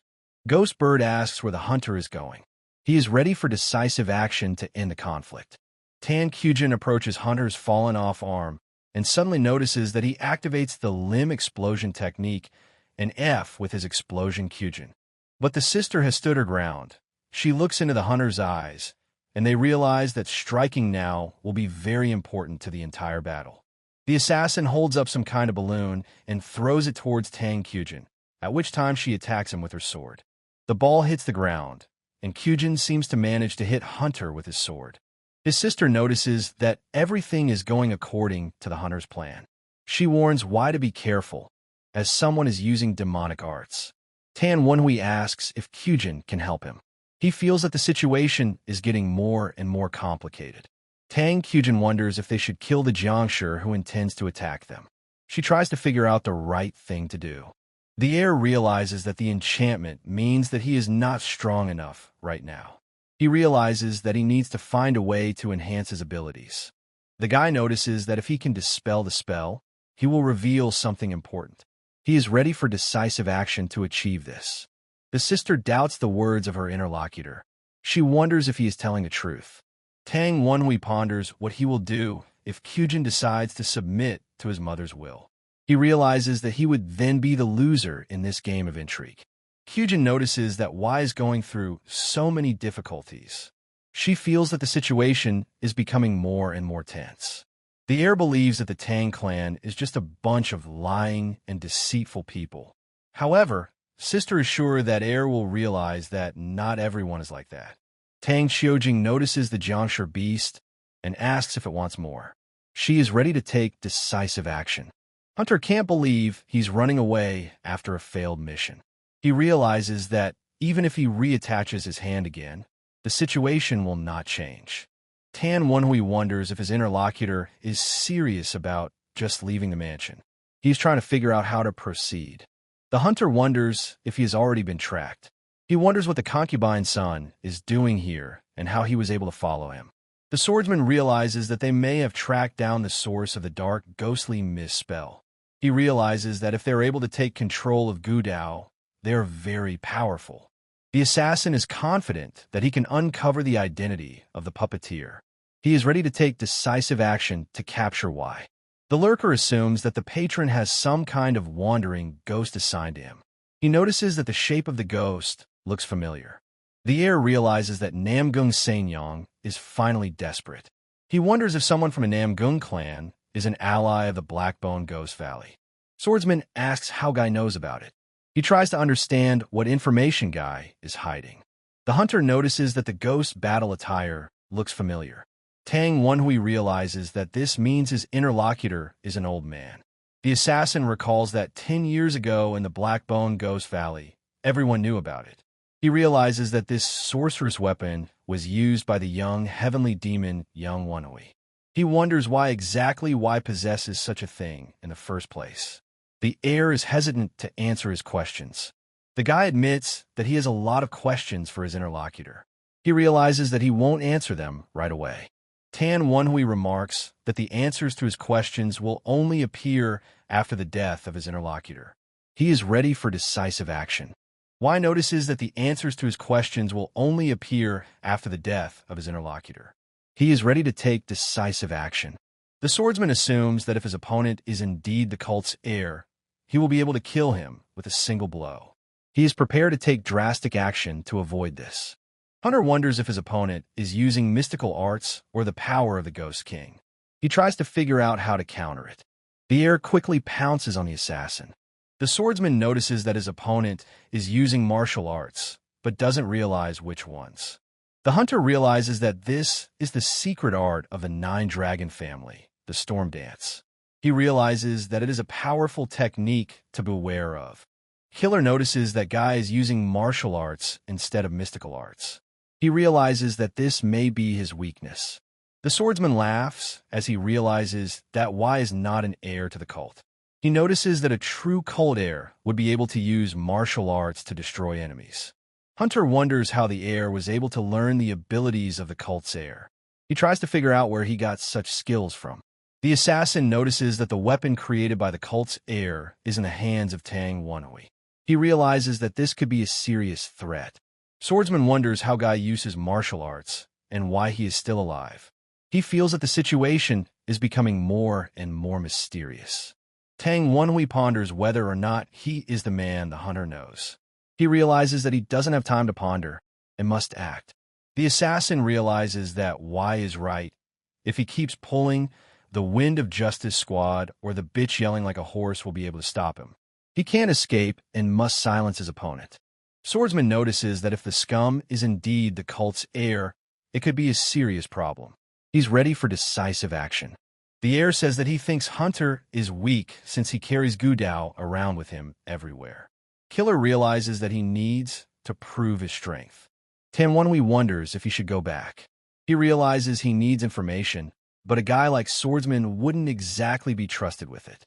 Hunter was hurt by this.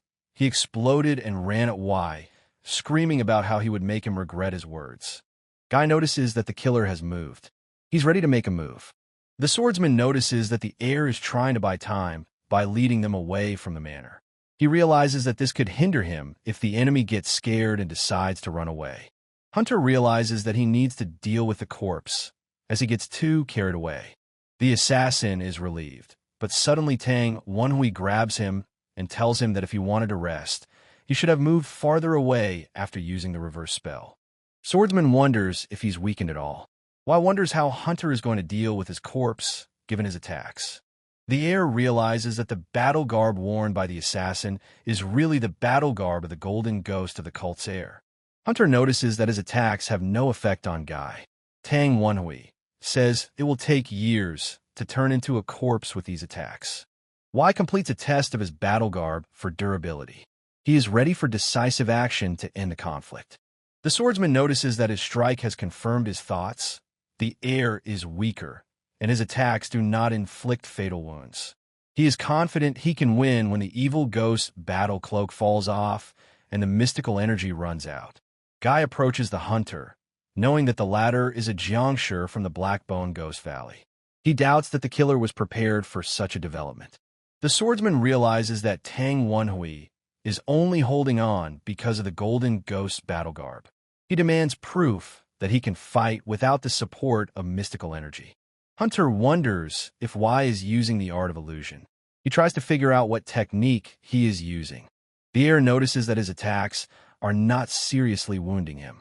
He realizes that he can't break through the dead swordsman's defenses now. The guy admits he's going to have to work hard on his skills. He's ready for a long fight. Tan Wenhui realizes that it's time to end this fight. He is ready for decisive action to end the conflict. The assassin notices that Y's attacks are useless against him. He feels confident in his abilities. Hunter realizes that unlike the heir's battle garb, his body does not wear out. He is ready to continue the fight. Guy admits that he was worried the fight would drag on if Swordsman was dodging attacks. He's glad he's taking the blows. Tang Wenhui notices that the hunter was going out of his way to make sure all the attacks hit him. He wonders if the brain doesn't decompose during the transformation process. The killer wonders if the blood is a symptom of poisoning. He's trying to figure out what's going on. The swordsman realizes that this is the poison of lost souls. Y is grateful that the hunter took the blows with his naked body, allowing him to see the effectiveness of the attacks. Hunter is furious that the lost souls dared to eat his body. He demands that they leave him alone. A multitude of spirits devour the assassin, biting him for every point the heir hit. He falls to his knees, and steam comes out of him. The spirits have already tempted him all over. On his knees, the swordsman asks Tang Wenhui to answer his final question. Is he the cult's heir? Y interrupts him and doesn't answer. Instead, he says that Hunter won't just die, but will be in his chains. Guy notices that Killer doesn't seem to understand what's going on. He decides that he needs to leave and instruct the elders to train the newcomer to obey him. The heir receives confirmation from his subordinates that they will follow his orders. He is ready to continue his business, knowing that everything is under control. Tan Wenhui realizes that it's not that simple. He assumes that this is because he is not yet able to act on a subconscious level. Y realizes that he needs to practice more martial arts and improve his skills in the mystical arts. He realizes that he needs to work even harder. A guy is walking through the woods and suddenly on the level of feelings notices that someone is following him, but he doesn't realize who. He doesn't know where they are hiding. Tan Wenhui is surprised to see Father. He tries to understand what is happening. The heir notices that the man really didn't move, even though he saw everything. He tries to understand why this happened. Y turns to Nurse, asking how she made it all the way here. She is surprised that he isn't hurt, and tries to figure out what happened. The boy assures me he's fine. He says he wanted to cut off the hunter's wings so he couldn't escape. Hyujin admits that she just beat up her opponent. Tang Wonhee decides that he will not cross sister from now on. The heir realizes that he missed out on the swordsman. He apologizes for failing, but assures them that the important thing is that they are together. Tan Wonhui realizes that it will be difficult to sneak a jiangshi of this size into the house. He tries to find a solution to this problem. Wai decides to keep jiangshi in the white pavilion. He is sure it will be a safe place for him. The sister agrees that she is done with the intruder. She's ready to move on. Guy learns that the hunter's master is the cursed mentor of Whitebone. He wonders if it's him. Tan Wonhui remarks that he hasn't seen this old man in a long time. He assumes that the assassin knows his Whitebone mentor. The heir recalls that this old man was involved with the art of death. He realizes he handled it in a month, but there are blue, red, and Whitebone merchants anyway. Wai learns that 4 of the Blackbone Ghost Valley are near the Nine Dragon District and are up to something. He is ready to take decisive action. The inauguration of the Dark Lord. Tang Munhok, the Dark Lord and one of the 10 greatest martial artists, leads the new squad. They wouldn't need the elders from the Blackbone Ghost Valley if they just wanted to leave the squad. Their plans are much bigger than that. Namgung Sanyong, the lady of the Nine Dragon clan, is also involved. Their intentions are much more serious than they seem. Plans that seemed crazy before may suddenly become realizable. Even ridiculous actions can make sense. The guy learns that they're trying to make an assassination attempt on the Dark Lord. Tang Wonhui realizes that the Dark Lord, one of the 10 greatest martial artists, is under threat. He assumes these guys are scouts. The heir is surprised that Hunter doesn't know about the community. He realizes that this is too important information to ignore. Wai is glad that Swordsman doesn't know about the community. He realizes that the dead Blackbone Ghost Valley assassin is also unaware. The guy realizes that this is all he can learn from the room. He is ready to take drastic action to get more information. Tan Wonhui hears the master ask if he is all right. He is ready to explain the situation and continue his actions. Tan Tong says that father ordered him to bring him to him. He tries to understand what happened in the courtyard and why there were marks left behind after his battle with his sister. The heir realizes that with the help of the Wind of Justice Squad and Tang Gong, things would have been much easier. However, he realizes that there are more difficult tasks. Wai recognizes that he needs to distract himself from how much Hunter knows and what his next move will be. He's ready for decisive action. Keisan understands why Guy keeps his distance in public, but talks formally in private. He tries to understand the motives behind his behavior. Tan Wonhui remarks that it has been a long time since they have spoken alone with father. He apologizes for this and is ready to continue the discussion. The heir wonders how Tang Haosan can joke about such topics. He realizes that if he is to be rewarded for defeating the swordsman, it must be seen as a public matter. Wai checks to see how much each of them knows about the situation. He is ready to share the information with father. Guy realizes it has to do with the arrival of the clan patriarch. He assumes that Keisan knows of his doubts. Tan Keisan notices that Tan Wonhui's inner energy, resourcefulness, and vision of the situation are at a level that cannot be achieved in a few years. He realizes that this is the result of a lot of hard work. Father realizes that Wai has been deceiving him for a long time. He recognizes that his vileness is befitting the Tang clan. The heir is grateful for the praise, even though it sounds like an insult from Tang Haosan. He realizes that it is the best compliment one can receive in the Tang clan. Keisan warns that he won't interfere in the arguments between boyfriend and Sanyan. He's willing to honor the boundaries. Tan Wonhui notices that the father allows his son to fight with his wife, but wants to leave the divine cult. He tries to understand what Tang Haosan is up to. Wai says he said all he wants to say and suggests that father go back to his place. He is ready to end the conversation. Tang Haosan notices that the heir is trying to beg for a reward. He realizes that it's something he can't get on his own. Guy says he wants to train in the monster forest. He explains that in this special environment, he will be able to quickly restore his mystical power to the level of his past life. Keisan says that only the clan patriarch can grant permission to enter the beast forest. He's willing to ask for it when they meet, but he doesn't expect promises. Father asks if Tan Wonhui wants to try something new. He is willing to offer his ideas for further development. Tan Keisan asks if why want to try and take that away.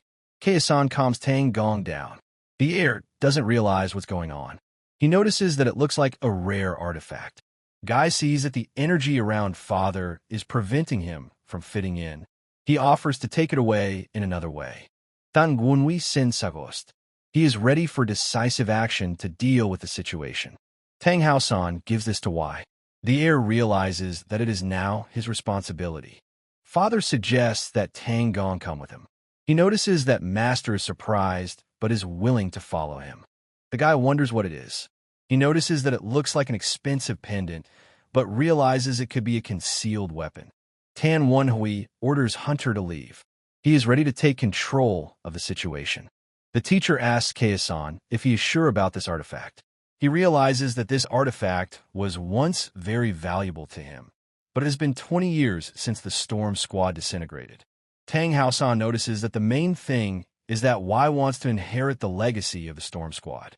He realizes that this is why the Master passed the bloody butterfly to the young Master heir.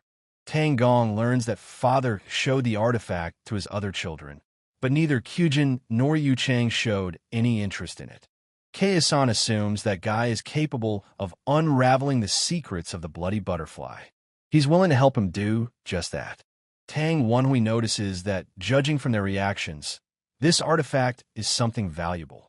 He realizes that it could be a demonic tool that absorbs spiritual energy. Wai drives the spirit away with his hand to focus his attention on the bloody butterfly. The heir realizes that the artifact can't absorb that much spiritual energy. He tries to figure out how it works. Guy demands that butterfly stop resisting. He feels he's being made to look bad. Tan Wonhui wonders what would happen if he tried to use the artifact.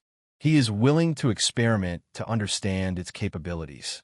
Wai admits that he was so upset about the bloody butterfly that he couldn't get a good night's sleep. He decides to deal with it later. The heir realizes that if the cursed Whitebone Master finds out about the hunter's failed attack yesterday, he will definitely make a move. He decides not to cross the line and proceed with caution. Guy wonders if there is a way to disrupt his enemy's plans without fearing the interference of Tang Haosan. He realizes that such an opportunity is unlikely to arise immediately. Tan Wonhui interrupts his musings when he is interrupted by Gu Diao. He is ready to continue the discussion. Wai notices that the mist may be strong, but it's not enough to fight a few dead swordsmen. He realizes that he needs to strengthen it. The heir decides that if he's going to use the mist, he needs to make it even stronger. He is willing to use his blood as an intermediary to make it stronger. Guy plans to use the dead man's eye to turn it into a purified artifact containing the knowledge of the Ghost King. He decides to call it the blood of the Phantom King. Tang Wonhui wonders why he should give the artifact to the hunter. He doubts that the man deserves it. Wai offers to give swordsman the location of the Jiangshi beast farm in the Blackbone Valley. He wonders if he should give up the artifact in exchange for this information. The heir notices that the assassin agrees to the proposal. He realizes that he must now proceed carefully, so as not to arouse suspicion. Gu Diao ate the orb and began to transform into a huge bird. His wings, body, beak, legs, and strength increase. Guy ponders a mythical bird that is rumored to warn of an approaching demonic army. He wonders if these rumors are true. Tang Wonhui notices that the hunter seems more confident. He realizes that he sees more value in their cooperation now than before. Elder Huang asks why his interlocutor thought his soul would not be destroyed. Wai recognizes the swordsman's loyalty. He recalls how he remained loyal to him, even at the brink of death. The heir notices that the assassin is still hoping that he can save his daughter. He realizes that this may be the key to their future cooperation. The guy decides to act with his own hands. He realizes that this is the only way to achieve the desired result. Tan Wonhui ponders that he could have left the third reason unspoken. He feels that he is getting rid of his chains, but doubts whether this is really the end of his struggle. Elder Javi remembers how he lost his wife and that his daughter was the only reason for his existence. He considers her his treasure and regrets that he could not protect her. Elder Chavi swears allegiance to his cause. He is willing to devote his soul and destiny to the fulfillment of his goals, trusting his allies completely. Elder Chavi declares that he will follow 16's orders without hesitation. He reminds them of the farm and offers to go there immediately if he gives up the artifact. Elder Chavi decides to tear apart his enemies with his new claws and beak. He is determined to use his new powers to achieve victory. The heir is worried that the enemies will start destroying the farm. He realizes that he must act quickly to prevent this from happening. Guy ponders that this will give him time. He plans to use this time to think carefully about his next steps. Namong feels tired after an overnight trip. She reflects on what has happened in the past hours and how it has affected her condition. A woman notices that a corner has been turned, indicating an urgent matter. She tries to understand what exactly is going on and why it requires her immediate attention. Madame learns in a letter about Tang Wenhui's battle with Yu Chang and Kyujin, as well as his exploits and victories. Namong asks if father was watching what was going on. She tries to understand how seriously the situation is being controlled by her allies. Mistress wonders what brings sister here so early in the morning. She tries to find out the reason for this early visit. Kyujin notices that Namong had some urgent things to do. She realizes it's something so important that she can't tell her about it. The sister remembers how the man she saw yesterday massacred the hunter. She feels that the situation is becoming more and more dangerous. Namong interjects exactly what Tang Haosan said. She tries to clarify the details to better understand the situation. The woman asks why Y isn't hurt. Kyujin notices that Jiangshi mentioned her, but hesitates to speak further. Mistress notices that everything Guy does is for his own purpose and power.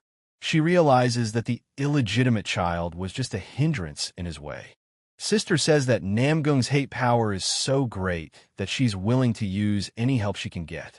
Tan Kyujin remarks that if her mother has no intention of veering off her chosen path, she must be prepared to face the consequences. Kyujin realizes that she has to stop Namong, even if she has to use force to do so. She calls her name, trying to get through to her. The woman wonders how the sister can fail to realize the obvious. She feels frustrated and perplexed by what is happening. Mistress realizes that all of this happened because of that thing. She regrets that she didn't take care of it sooner, before the situation got this far. Namong declares that she is obligated to do this for Kyujin's sake. She is determined to fulfill her duty despite all the difficulties. Tang Gong remarks that Y shouldn't be too bold. He asks if he really needs to discuss what happened. The heir orders the master to stop muttering. He asks if they're still there and learns that this is the forge of Lu Ban, the god of crafts and ancient techniques. The master asks if the master is inside. He is informed that the master is indeed inside, and he is surprised to learn that it is the same loser who is here. Tan Wenhui meets the owner of the blacksmith shop, whose name is Tan Chugyong. He realizes that this man plays an important role in his plans. Y introduces himself as the second son of that cold assassin. He remarks that Tan Chugyong has heard of his family and their history, but didn't expect them to be so influential. The blacksmith asks why the lad has come. He is told that there is something he needs to do, and it is assumed that he is unhappy with what he has been given in the Nine Dragon clan. The heir notices that the master of the forge already has a whole list of things to do. He realizes that everyone wants to make sure their weapons are in working order before the Dark Lord appears.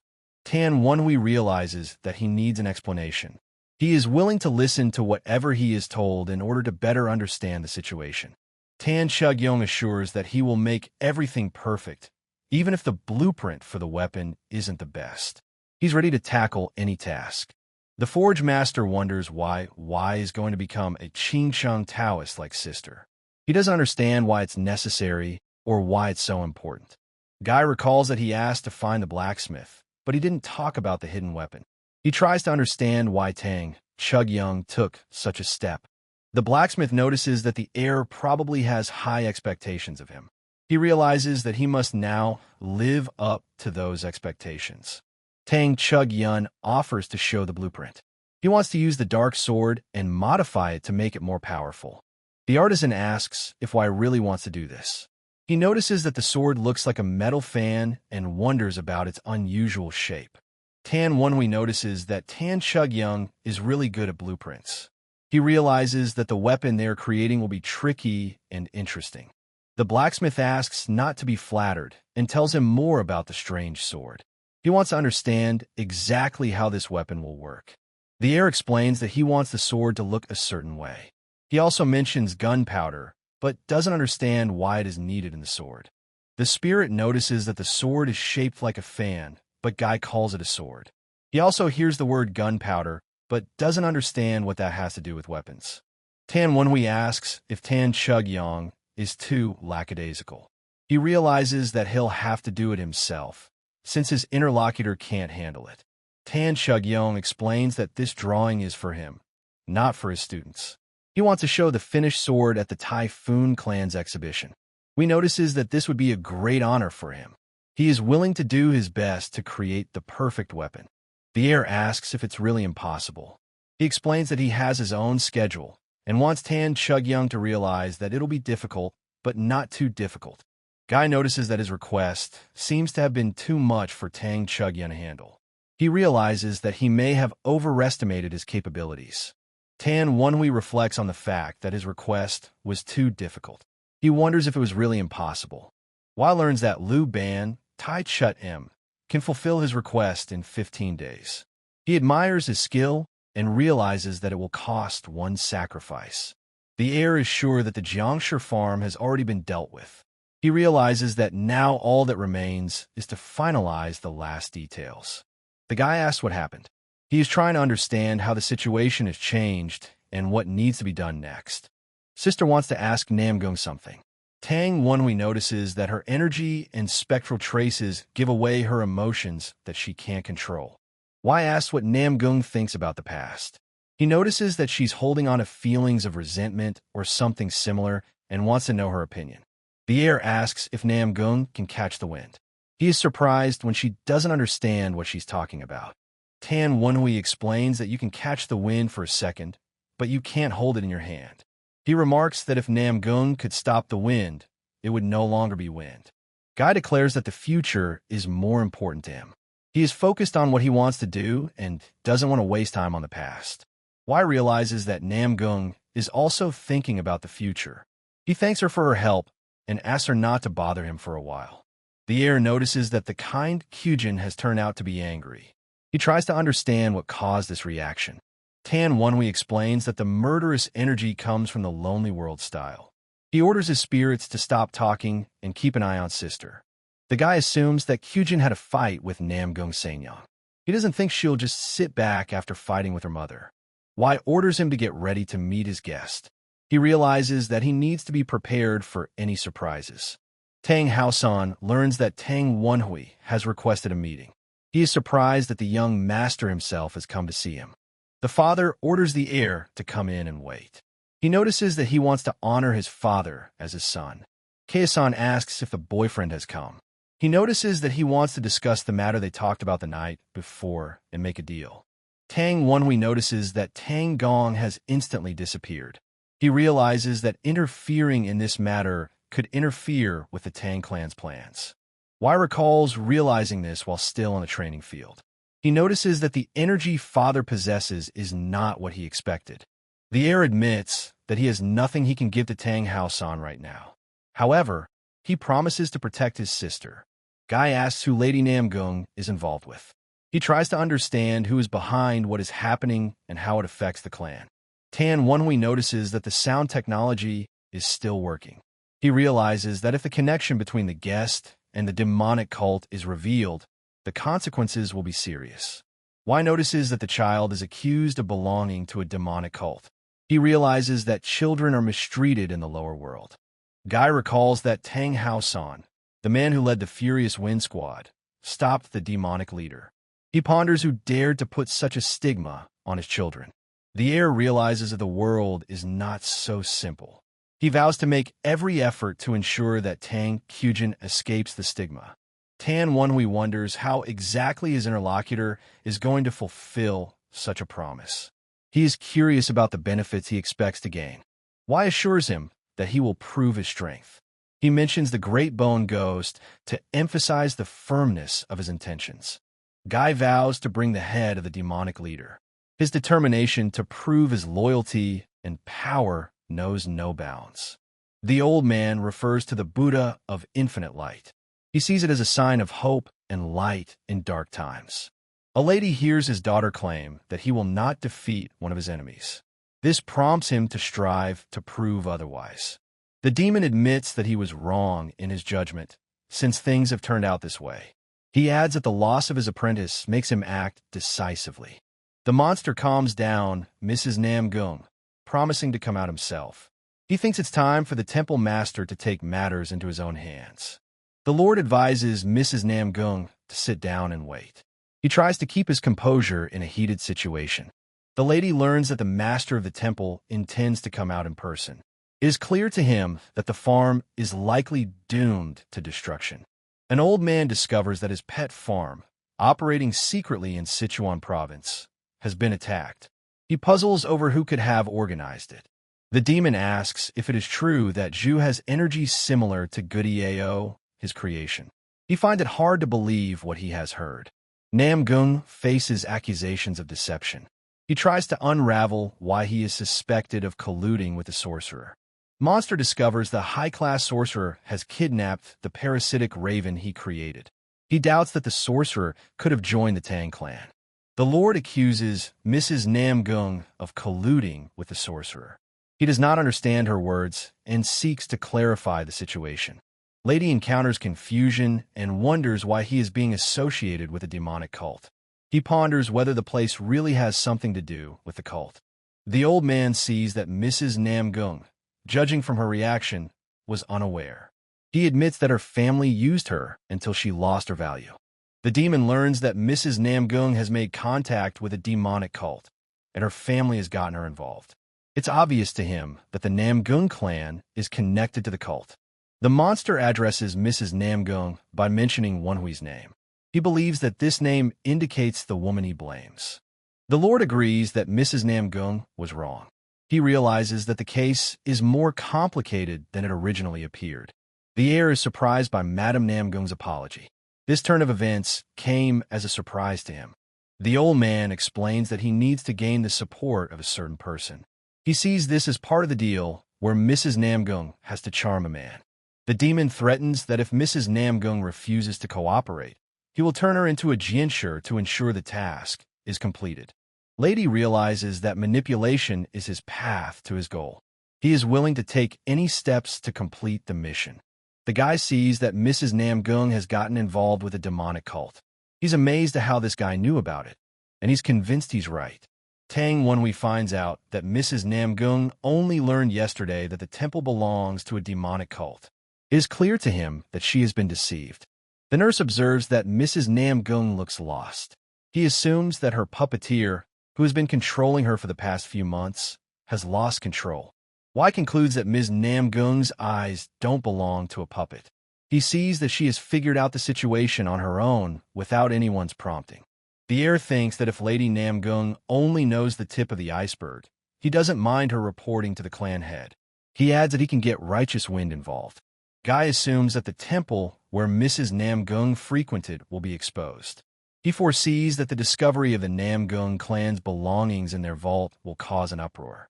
Tang Wenhui ponders what the Namong clan will say about all this. He senses that the matter could get very complicated. Y reminds him that Mrs. Namong is the wife of the head of the Wind clan of the Nine Dragons. He doubts that she was abandoned so easily and thinks that she doesn't believe it herself.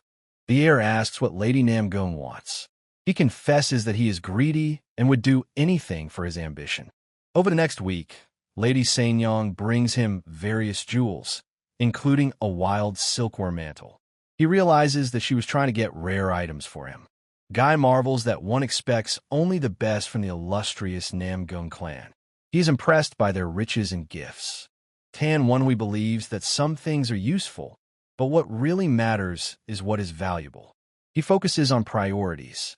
Y explains that the pill is made from the poisonous herb fire poison, cornelian fruit, and bacteria in equal proportions. It seems ordinary, but its creation requires skill. The heir claims that he will open the middle dantian and reach the highest stage. He cautions that a mistake with the bacteria could destroy the body.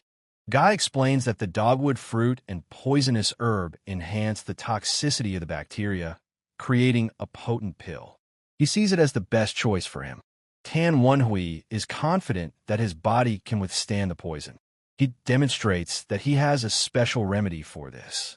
Wai tells us that this miracle remedy was created by the divine physician of life and death. It is supposed to enhance his inner energy.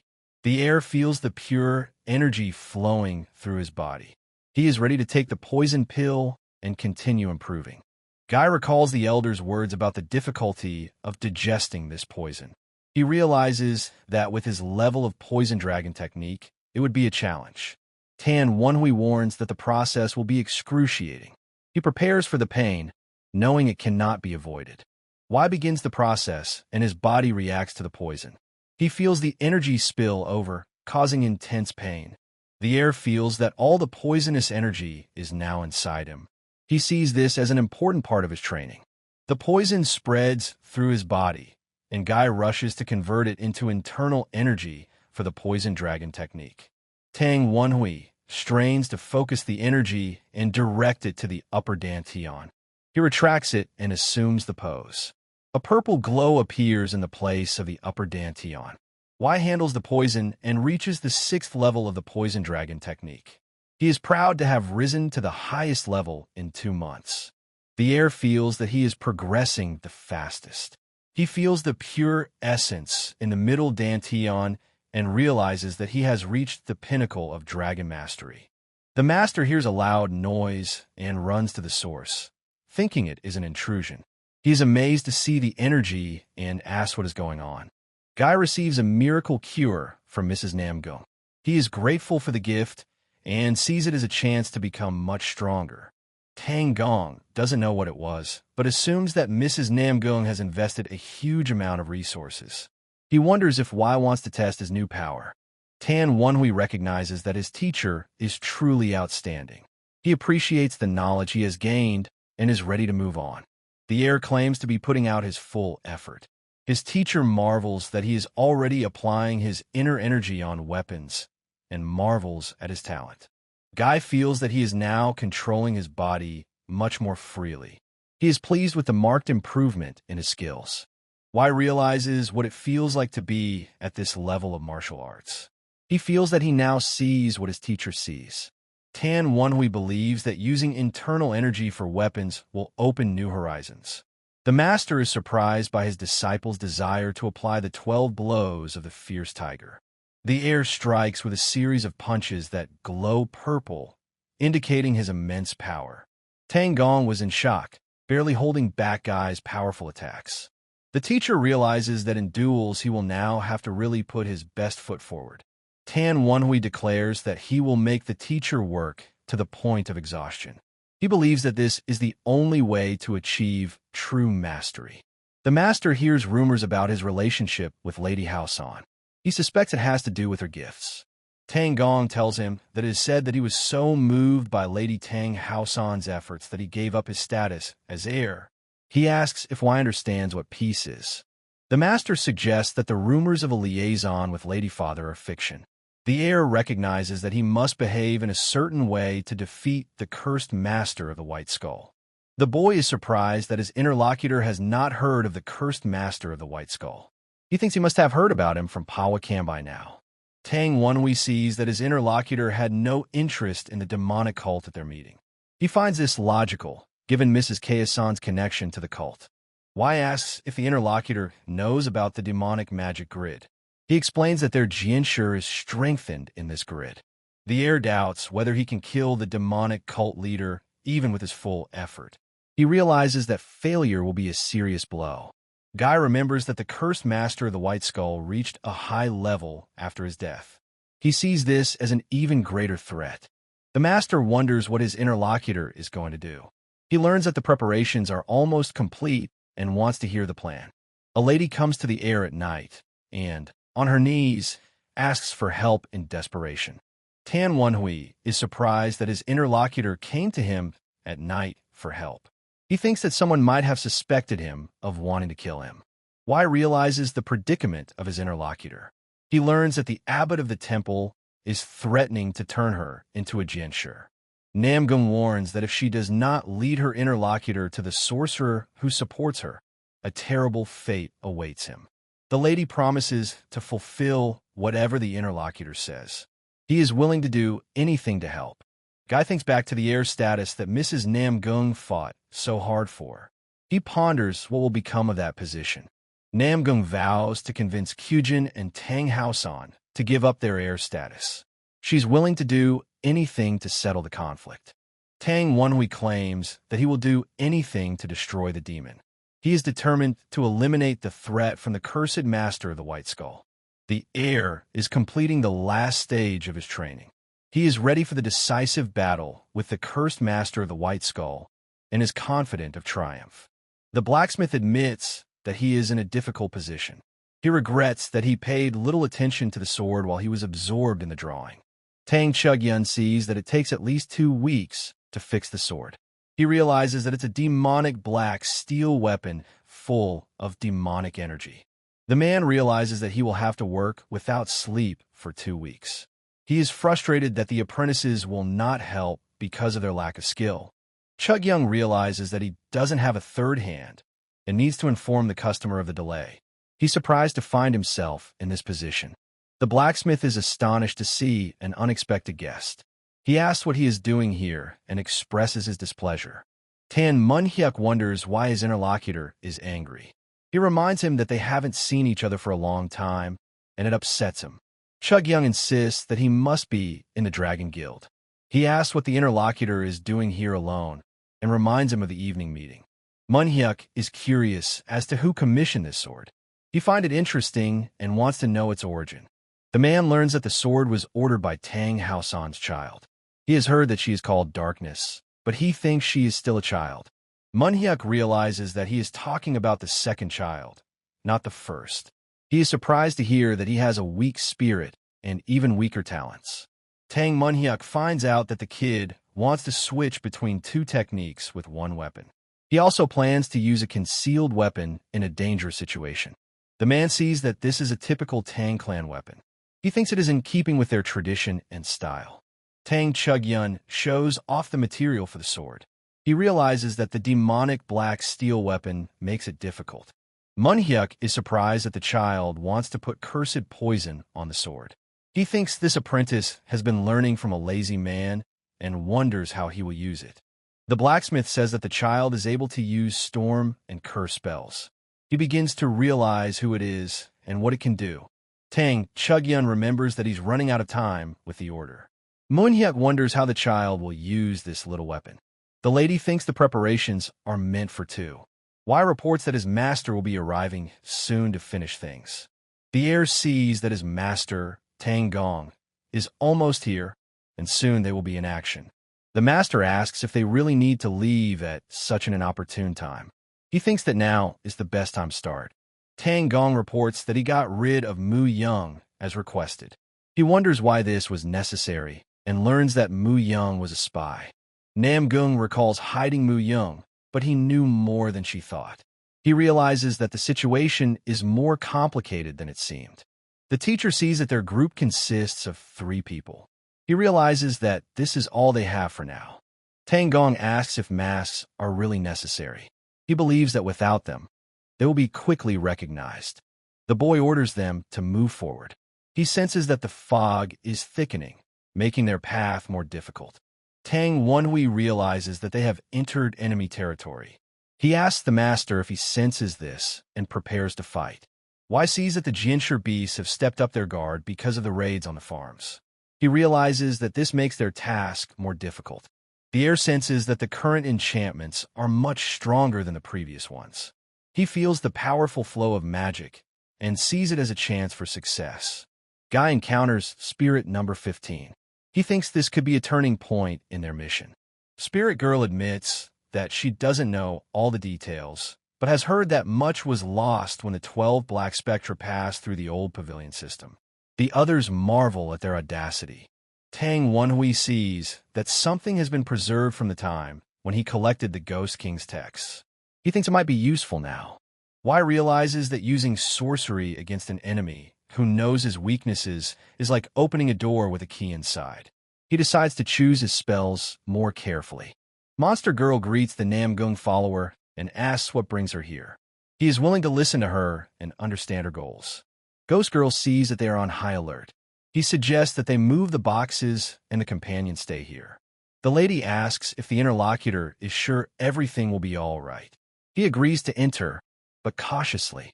The Soul Swordsman sees that a follower of Namong has brought the ordered items. The old man invites her to come in and hand them over. The Lord wonders what exactly she has brought. He sees that many of the items are imbued with sorcery and thanks her for fulfilling most of her requests. The demon senses mystical power from the box without even opening it. He praises Namgung's follower for her efforts. The monster decides to start using what he has brought at once. He has no intention of delaying his work. The old man opens the crate and sees that it's full of explosives, while Teacher and Grab Lady and bounce off the crates. The Lord realizes he won't have time to run away. The fuse is burning and the explosion is inevitable. The master assumes that the demonic magic must have disappeared after the explosion. However, the heir sees that the mystical arts have survived. The boy wonders if the cursed Whitebone Master could have survived the explosion. He thinks that, as a Jianshi, he could have survived the explosion. Tan Wenhui admits that the sorcerer could have lost his limbs but survived. He realizes that the situation is more complicated than imagined. Wai faces accusations of desecrating sacred ground. He realizes that his actions have provoked anger. Spirit Girl recognizes that the heir, the second son of the Nine-Dragon family, is following him. He thinks their presence has something to do with his actions. Monster Girl is ready to follow orders. They feel it's important to follow directions now. Ghost Girl sees that even with the surprise attack, the Summit Master killed the dead swordsman with one blow. He marvels at his skill. The guy is happy that Tang Gong is with him. He offers to meet up later and continue the conversation. The assassin wonders where the interlocutor is headed. Spirit Girl orders him to stop, as he is not of their kind. The swordsman tells them to use everything to apprehend the master. The master doubts that they will be able to capture him. The demon is angered by Namgong's betrayal. He sees that the explosion has disrupted his demonic magic circle, slowing his recovery. The monster realizes he needs to quickly recover the arrow of demonic magic or destroy it and escape. Wai is surprised that he showed up for him, but now the old man is going to escape. The Lord learns that the interlocutor is a member of the Tang clan. He thinks that the plan seems to have been devised by the head of the family. The heir is surprised that his interlocutor has forgotten their past. He recalls that they had been doing different things, but he had been his teacher for a month. The demon hears the familiar style of speech of the interlocutor. The guy realizes that he didn't recognize him after stealing the mystic arts. The monster finally recognizes who is in front of him. He is shocked to learn that it is the cult's heir, Wai. Tang Wenhui sees the old man activating powers. Raising his hand, he emits energy. The heir is surprised that the interlocutor has grown stronger. He thinks it would be dangerous without destroying the demonic circle. The guy asks what this mystic art activation is. He doubts it's real witchcraft and is ready to destroy it with a look. Tan Wenhui wonders where the old jerk has disappeared to. He sees that he's not hiding well and realizes it's not an illusion. Wai senses that the master of the White Bones is somewhere nearby. He wonders what he's doing there. The heir finds it difficult to call it cowardice or to praise the choice. He sees that of all the escape routes, his interlocutor has chosen the worst. The guy is amazed that the heir to the cult is alive again. He can't believe he's been lucky again. The demon is surprised that Wai is using anti-demon energy. He realizes that it could lead to his defeat. Suddenly, a new figure appears on the battlefield, Hyujin. The monster sees this as the turning point of their battle. Tan Wenhui thinks it's payback for his escape. He thinks it may have something to do with his past. The heir greets his sister. He tells her that he cleansed the cultists with her mother. The boy is surprised to learn that his mother is involved in the affairs of a demonic cult. He realizes that the Jianshi she knocked out of the sky is connected to the cult. The sister explains that she came after learning of her mother's schemes with the master. He decides to send her back before the old man escapes. Wai sees that he's doing fine on his own. He realizes that Tang Gong is protecting his mother by fighting a crowd of enemies. Tan Wenhui realizes that this was a covert operation. He suggests that his mother is probably worried about what is happening. The girl sees that the situation has reached an impasse and decides to postpone the questions.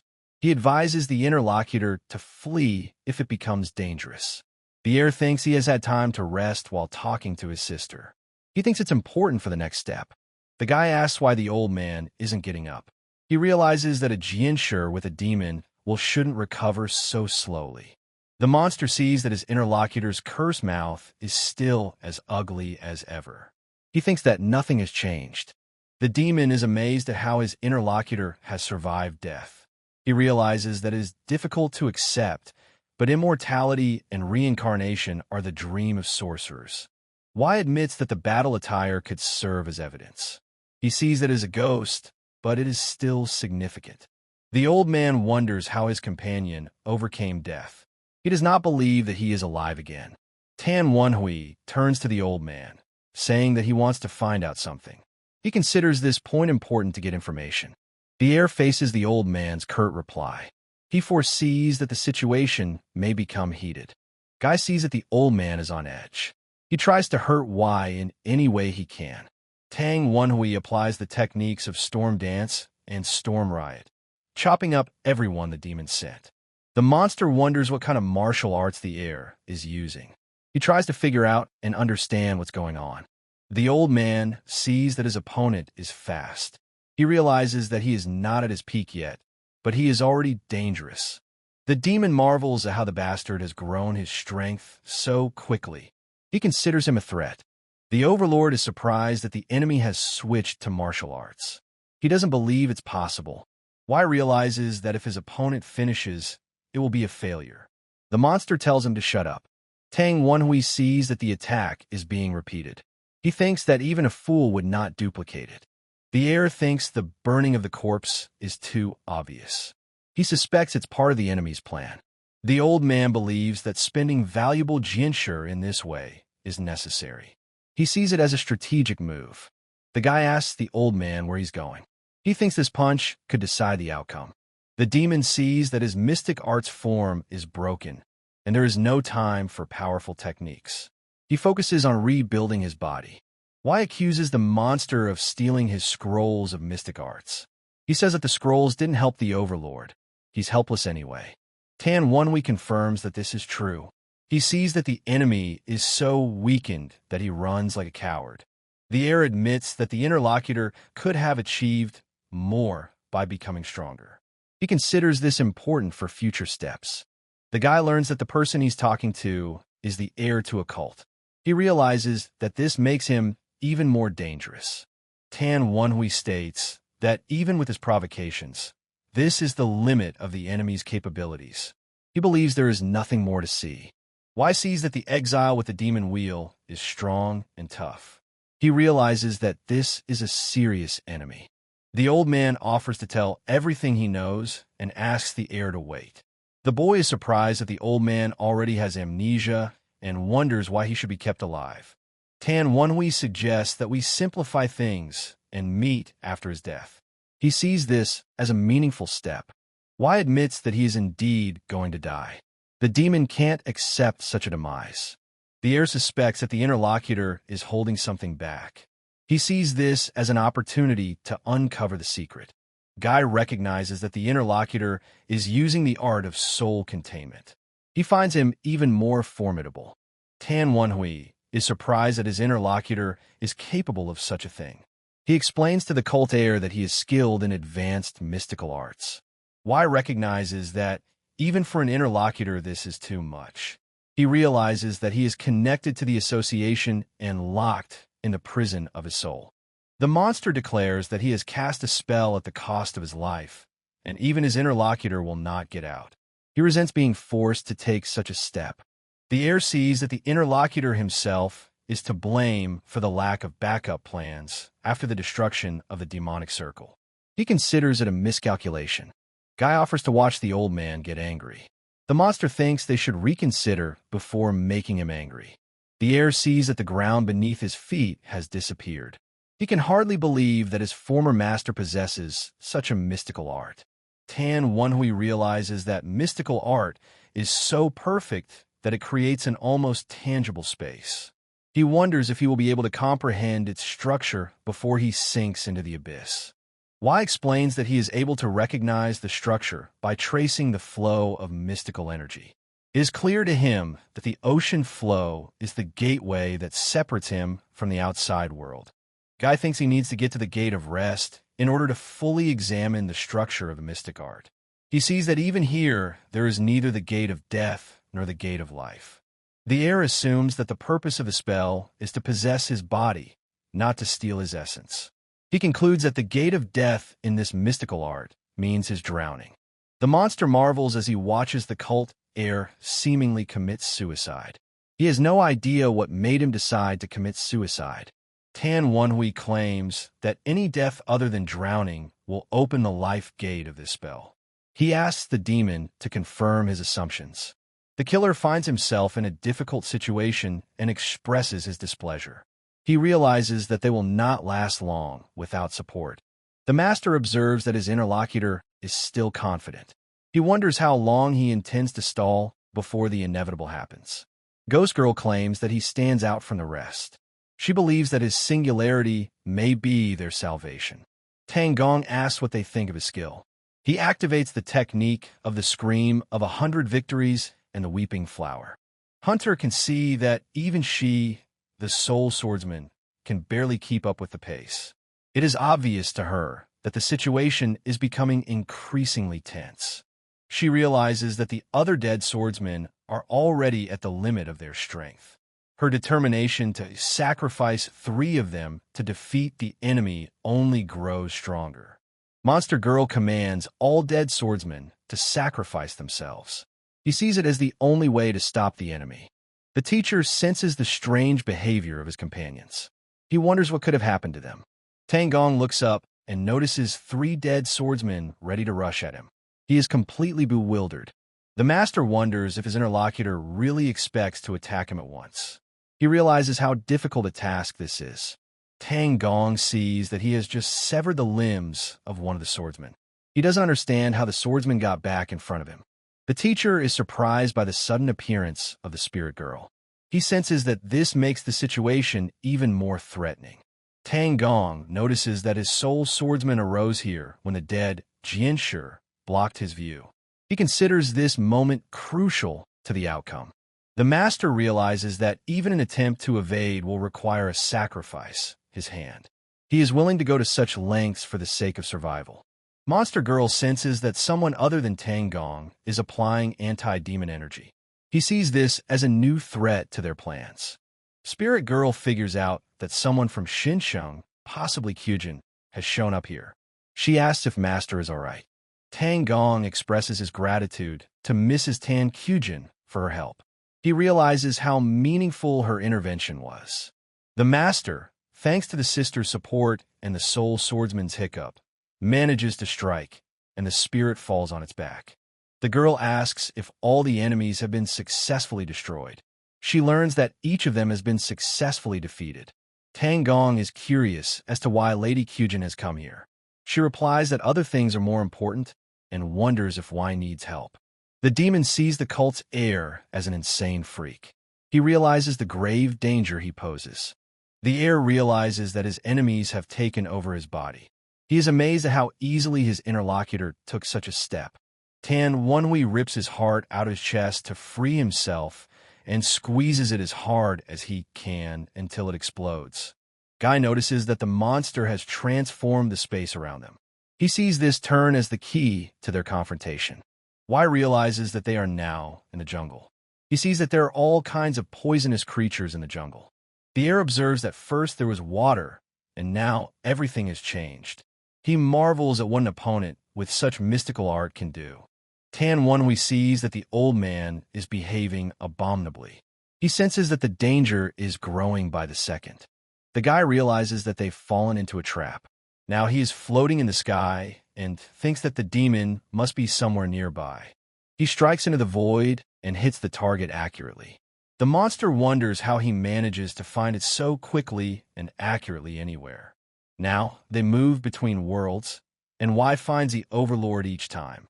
They race across ice, lava, and other dimensions. Tang Gong notices that they have returned to the starting point. He realizes that this is part of the old man's plan. The demon asks how the heir identifies the weaknesses of the gate of life so easily. He assumes it has to do with his experience. Guy sees that the monster is expending too much energy. He thinks it might be his weakness. Tang Gong realizes that he has completely figured out the structure of the spell. He wonders how his opponent was able to implement it. Y notes that the mystic arts are more effective when the enemy knows little about them. He sees this as an important strategic aspect. The heir realizes that the spell has been analyzed. He ponders how it will affect their next steps. The lad reveals the secret of the spell, and it ceases to be a prison or a trap for him. The Lord is outraged, for he sacrificed his life for this spell.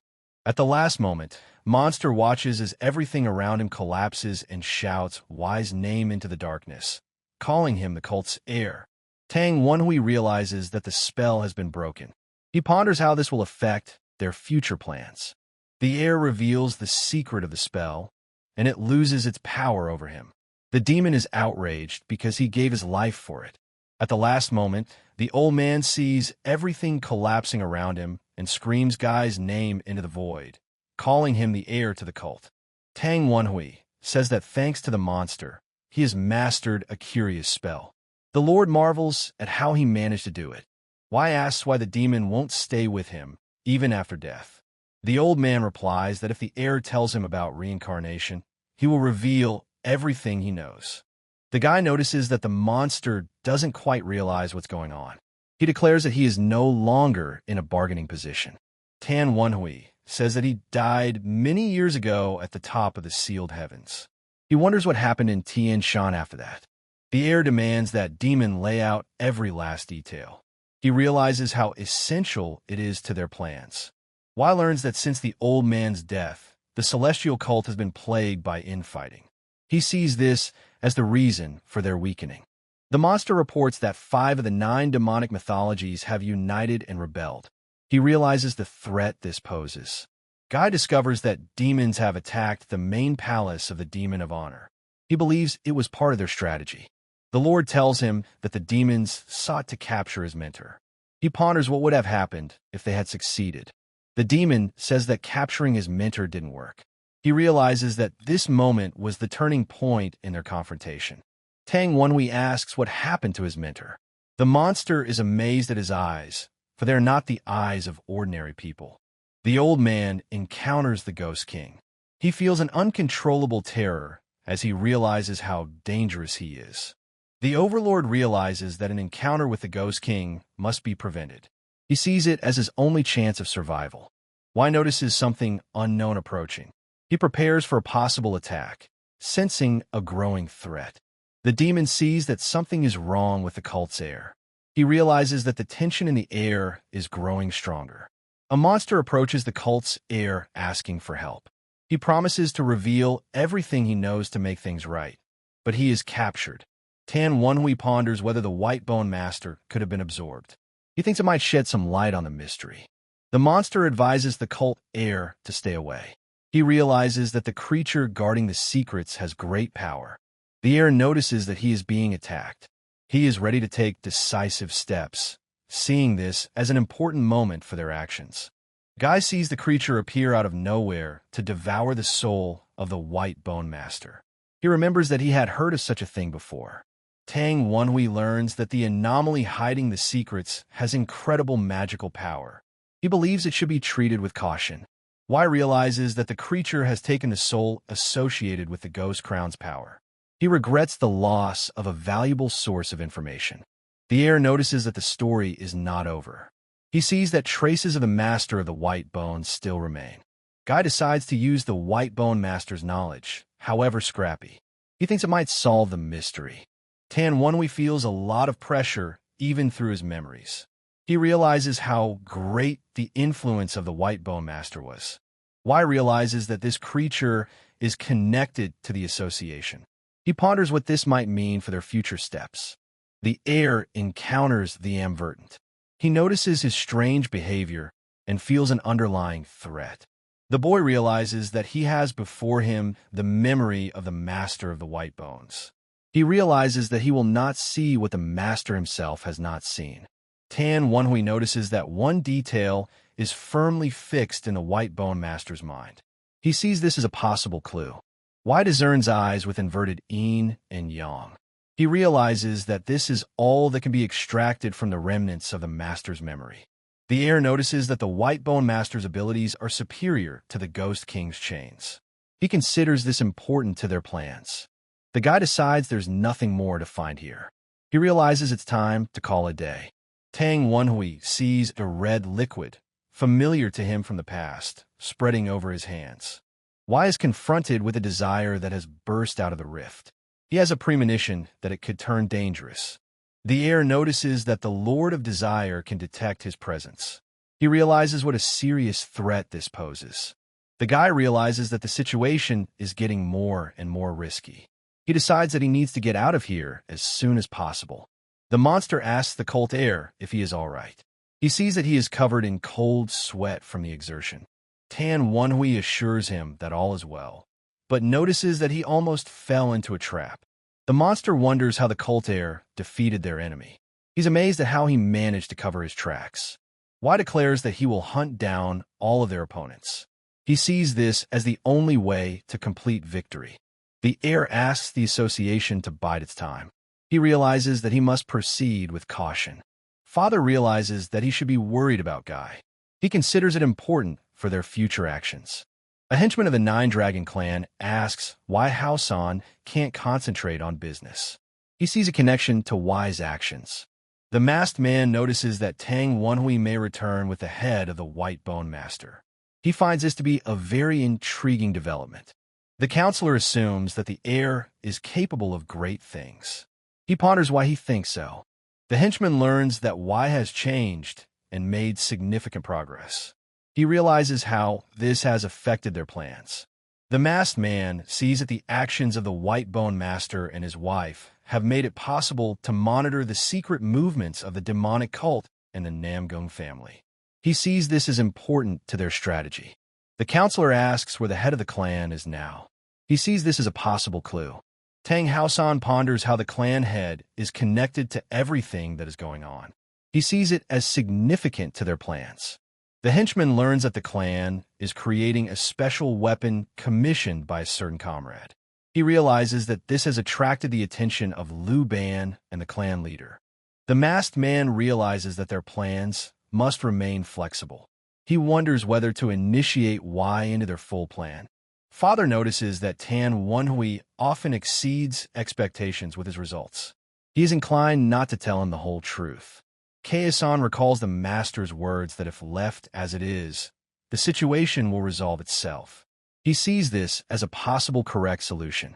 The counselor remarks that the heir is obligated to deal with the master of the White Bones. He considers it an important step in their plan.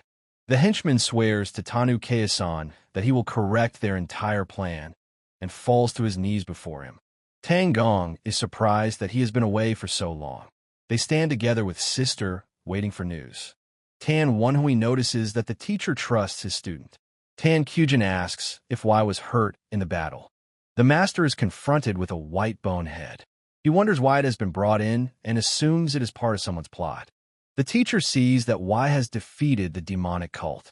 He is amazed that he has gained strength so quickly. The girl realizes that Guy's success in martial arts is impressive. She wonders how he managed to get his mother involved. Tan Kyujin asks if the heir has a spectral footprint. She sees this as an important point for their actions. Monster notices that Wai's talent is incredibly great. She realizes what he is capable of in his endeavors.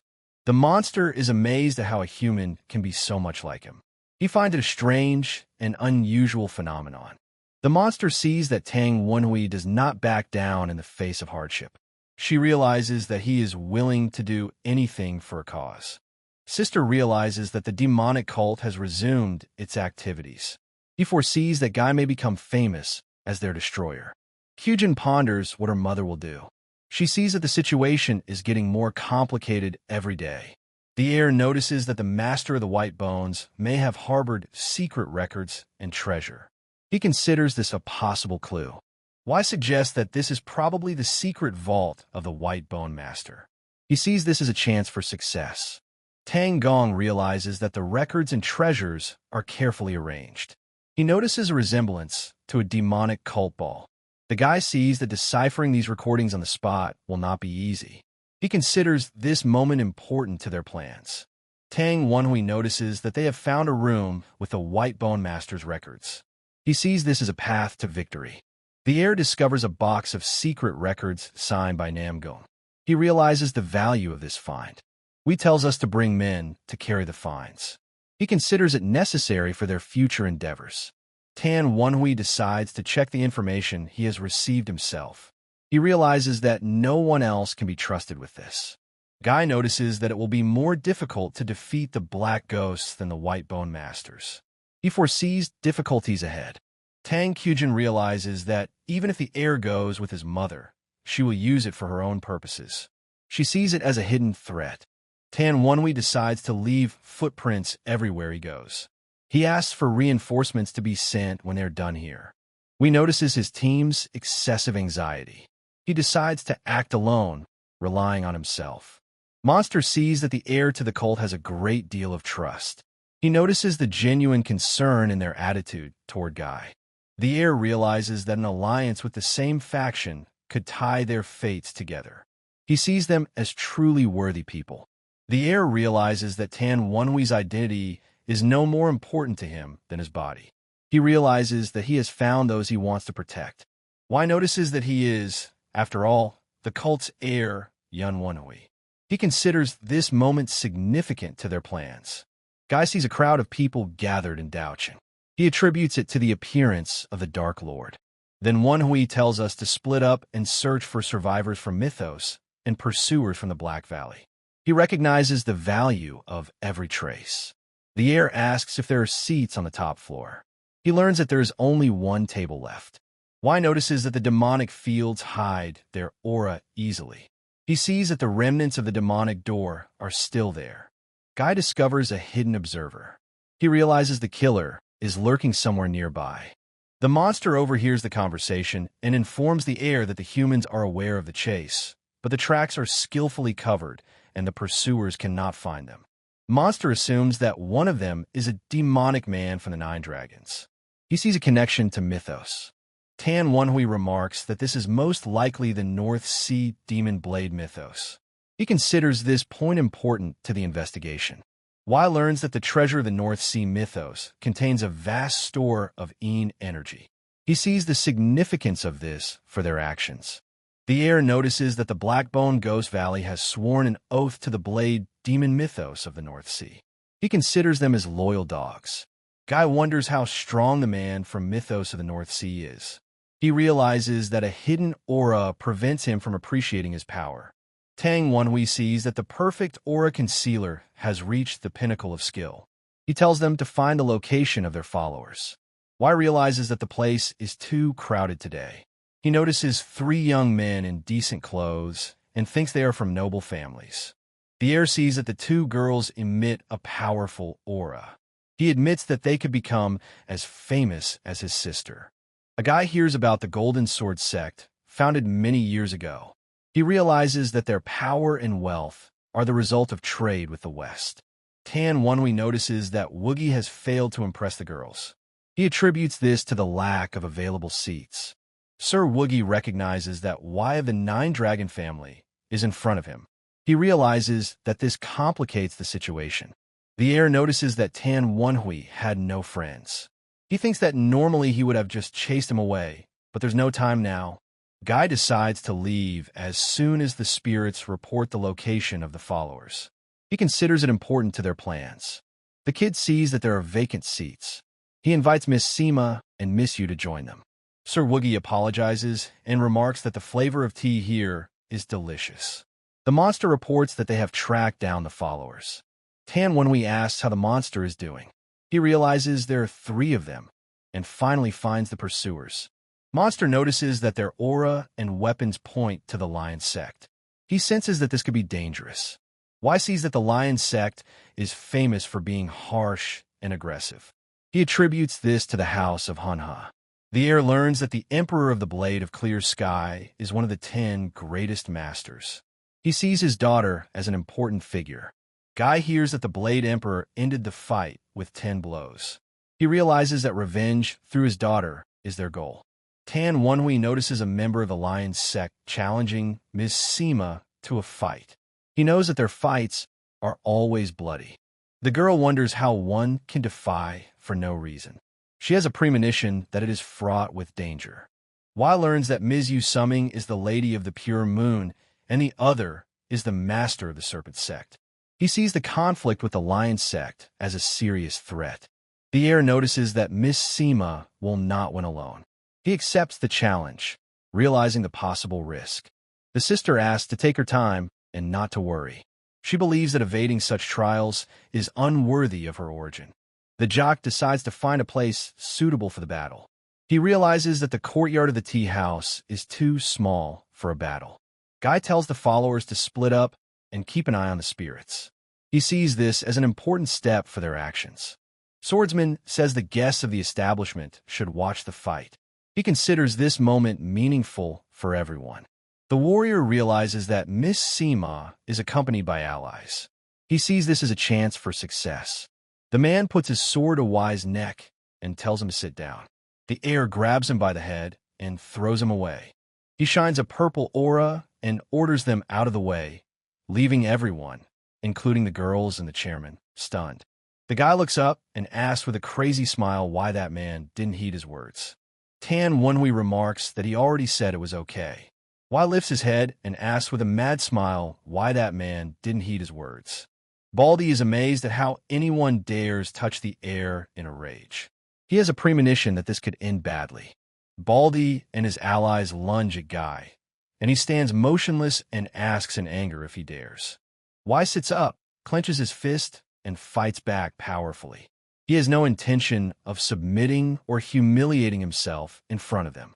Baldy starts a speech about going against the Lion sect, but at the same instant, the heir breaks his blade. He fends off attacks from all sides. One of the attackers swings his sword with a battle cry and strikes down. The guy shatters the sword and through the shards hits him right in the face. The attacker is stunned by Y's incredible strength. The jock watches as the heir wipes out his elite squad one by one, ruling the entire province. The swordsman sees that his interlocutor can easily handle 2 enemies. He senses that this could be dangerous. The warrior decides to intervene, even though he didn't originally intend to. He wants to show why he is called Lionblade. Tan Wonhui notices that he usually just disarms his opponents. He realizes that this will not be easy now. The chairman believes that his blade can reach the enemy at least once. He sees it as a chance to win. The jock notices that his opponent is just running away. He sees this as his weakness. Y decides he's had enough. He intends to end this battle right now. The heir asks what the enemy will do once trapped. He sees this as the end of their fight. The swordsman can't believe his eyes. He sees this moment as crucial to the outcome. His sister notices that his opponent is a famous newcomer from Chuho. She sees this as an important twist. The warrior is amazed at the audacity of the enemy. He senses that this could be dangerous. The chairman notices that the enemies love the word dare. He sees it as their vulnerability. The guy hears them calling him a monster. He sees it as a path to their defeat. Thane Wonhui tells him to send messages to those he has destroyed. He decides that's enough for today. Y warns that a second meeting will end badly for them. He considers it important to their plans. The heir declares that failure to fulfill his request will show them true hell is his promise. The girl realizes that the tea party is inappropriate now. They see this as a turning point for action. His sister notices that his name is Y. The day ends with a beautiful orange sunset. The man finally defeats his enemy. He is sure that the rest of the scumbags will get what they deserve. The monster sees his opponent sobbing, begging for mercy. He thinks this is the end of their battle. Al wonders why no one is answering. He wonders what is going on and what he should do. The monster doesn't believe there is no response at all. He believes that even if there is no action, there must be some response. Guy notices his opponent's fear because of his comrade's silence. He sees it as their weakness and a chance to win. The monster is amazed to realize that his rival has somehow unraveled the secret of the connection with the spirits. This discovery seems to him decisive for their future steps. Tang Gong watches with a slight chuckle as his opponent slowly moves his brain. The slowness of his pace betrays his vulnerability. The monster is at a loss to know how miraculously this guy managed to kill all his comrades. Why, meanwhile, proudly shows off his new mask. The monster looks anxiously at the figure of his enemy and suddenly realizes that he is facing a ghost with purple eyes. The danger of this creature inspires him with real fear. The heir, thinking intensely, comes to the conclusion that his opponent is extremely serious, especially when it comes to a member of the demon god mythos. The danger of the situation begins to alarm him. Guy rushes forward with determination, knocking the monster to the ground with a single tug, and loudly declares that it is not his people who are to be hunted, but others. Tang Gong coldly assesses his opponent and decides that he has mistaken his target. Traitors, not him, are worthy of pursuit. With these thoughts, he grabs him by the throat and glares at him. The blond man, standing on the rooftop, looks out over the sprawling city. When he turned around, he was relieved to see that the long-awaited guests had finally arrived. The black-haired man asks his companion with slight impatience if he has finished the job. The people around him respectfully call him young master. The white-haired man calmly replies that the job will take a little longer. They need to cover their tracks so that no witnesses will give away their presence. The brunette, deep in thought, suddenly realizes that his actions are full of cowardice. This thought gnaws at him, suggesting a weakness that cannot be ignored. The black-haired man nostalgically recalled the old days when he fought for the inheritance as one of the 10 mighty pillars of the demonic mythos. The man looks at the skinny stranger in bewilderment and grumbles about what the hell he's doing here. He clutches the heavy chains tightly in his hands, ready for any eventuality. The brunette is surprised to note that his opponent, who is not a martial artist, is doing something incredible. This strangeness gives him a sense of impending danger. The black-haired man scrutinizes the enemy and suddenly recognizes him as the second heir of the demon mythos of the North Sea. This discovery may open the way to their triumph. The brunette bitterly realizes that a single defeat has robbed him of everything. Now he sees it as a lesson he must not lose sight of in the future. The black-haired man vows with fury to destroy every one of the enemy's followers. His face contorts into an evil grin that promises retribution. They stare intensely into space and pick up a faint trace of the energy of the sorcery of Mythos, the venerable demon god. A spellcaster is likely lurking among them. The black-haired man dismisses the enemy with disdain, seeing him as nothing.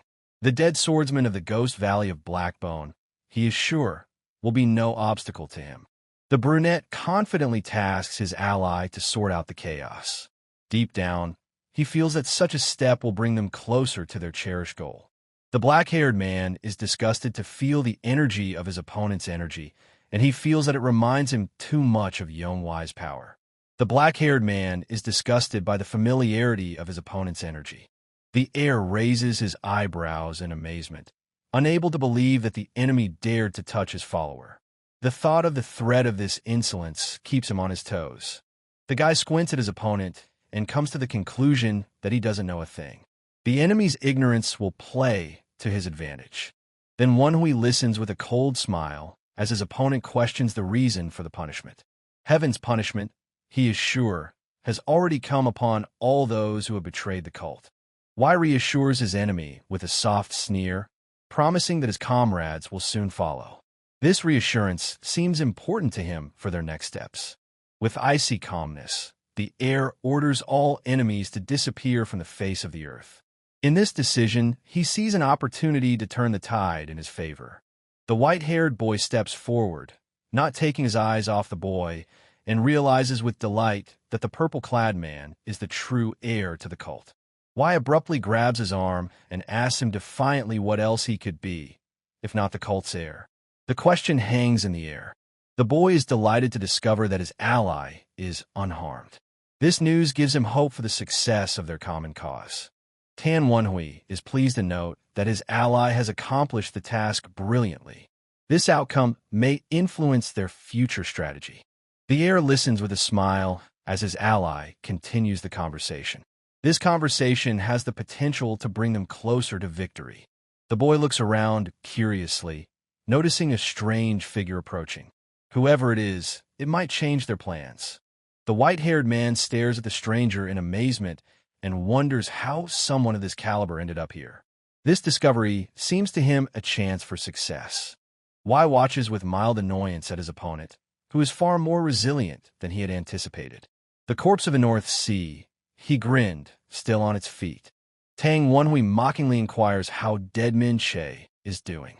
The answer to that question might suggest their next move. The white-haired man scrutinizes his enemy's robes, feeling that he has seen them before. A man who had treated the young lord the same way came to mind. The heir declares to himself with firm conviction that he is the one the enemy is thinking of. This thought seems important to him for the events to come. Guy anxiously feels the iron energy emanating from his opponent. He whispers to the heir to stay alert. Tang Wenhui, upon reflection, comes to the conclusion that he is facing the protector of the second heir of the North Sea demon mythos. The strength of this warrior is truly astonishing to him. Y notes with interest that the spirit of the lion, which usually disappears after 10 years, still keeps his opponent alive. This observation seems significant to him for future actions. The white-haired man is relieved to see that his enemy barely survived the fight. This turn could be their winning card. The blonde assesses his opponent with disdain, believing that he is no match for him. This weakness will play to their advantage. The man clenches his fists with determination, realizing that such a chance cannot be missed. An enemy's mistake, he notes, opens up new opportunities for him. The heir sadly remembers how hard his life has been, full of trials. All this, he realizes, is his destiny, which he accepts. The guy proudly declares that he has never known defeat in his entire life. He challenges his opponent to hold out for at least 3 seconds under his blows. The white-haired man listens with irritation as his opponent chats away. The chatter might give clues to their next moves. Then Wenhui shouts at them with rage, demanding an answer. Why have they not learned their lesson in so long? His anger burns like a torch. The white-haired man stares in surprise at the enemy formation, recognizing it as a comedian style. How they had time to prepare it. He wondered, amazed at their speed. The blond man watches with a slight sneer at the fog that's closing in on Kian. It's a black ghost mist spell, but it's too weak to stop it. Y strains to look into the spell and realizes that this black ghostly mist is unusual. Its power could affect their future actions. The blond man proudly explains that he created this spell specifically for his enemies. However, he adds, activation requires a huge expenditure of energy, which worries him. The white-haired man feels frustrated that his power on the fantasy network is not yet enough. He ponders whether to find another way to use it. The heir notes with tension that such quick moves eat up a lot of energy. This fact may become important to their strategy going forward. The guy confidently tells how he applied black ghostly mist to conserve his strength. The fantasy network, he adds, is the perfect complement to this trick. The blonde is surprised to see that the enemy has mastered complex techniques, but he has so little energy left that his blow will be weak. The white-haired man anxiously notices Kothdar's core in the ghostly mist of the enemy. Trying to regain his strength will only make the fool's situation worse.